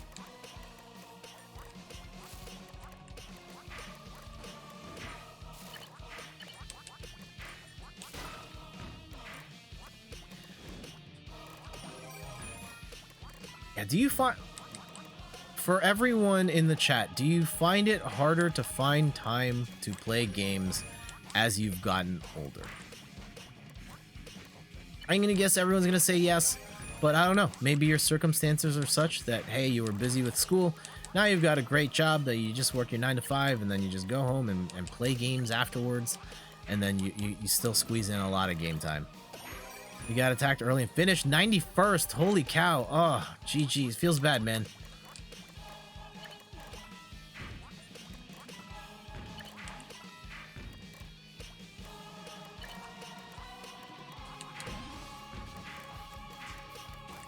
Oh, no. Oh, no. Okay. We can fix that. We can fix that. Let's do... Oh no, I'm just creating more problems for myself here. Okay. Oh no. There we go. I swear I'm not sandbagging. I'm just messing up. You try to avoid getting attacked early. Yep.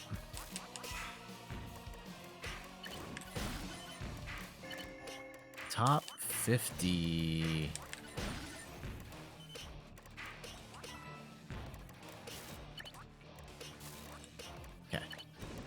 Where? Oh no, I need the very specific. Okay, no, that'll work. That'll do. Give me that. Kind of goes without saying. Yep. I try to avoid being attacked, period. Okay. No, definitely not that way. Let's go here.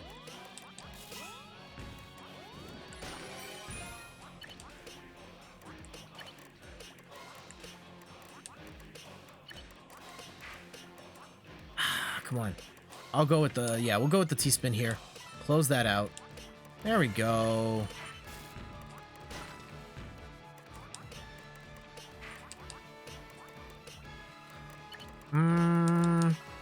There.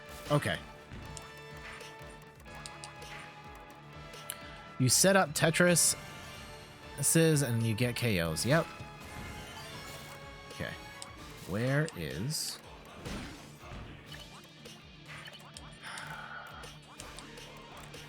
Still rough. I'm not liking the way I've laid this out. I wish I had gotten... I mean, a couple big mistakes early on. I mean, we can still clean this, but... Okay. There we go. There we go. Now we're laughing. I mean, everything's fine. All part of the plan. Now I make... This is the redemption arc.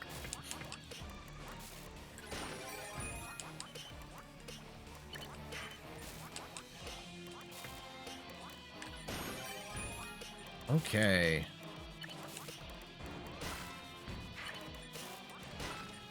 What are you guys having for lunch? If you've already had lunch, what did you have for lunch? I'm sorry. All I'm thinking about is food right now. Ah, damn it. I'm out. I'm out.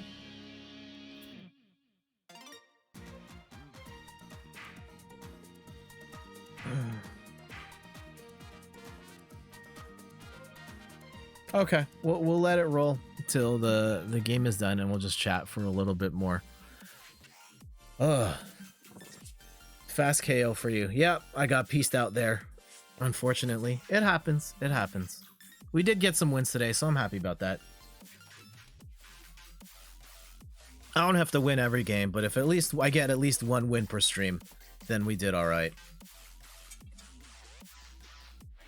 I think we're gonna have... We've got a bunch of... I did win today. Yeah, we got a couple wins today. 2 or 3. We got 2 back-to-back, and then there was one... I think we got 3, and I forgot to update the counter. Ah, it's fine. It's fine.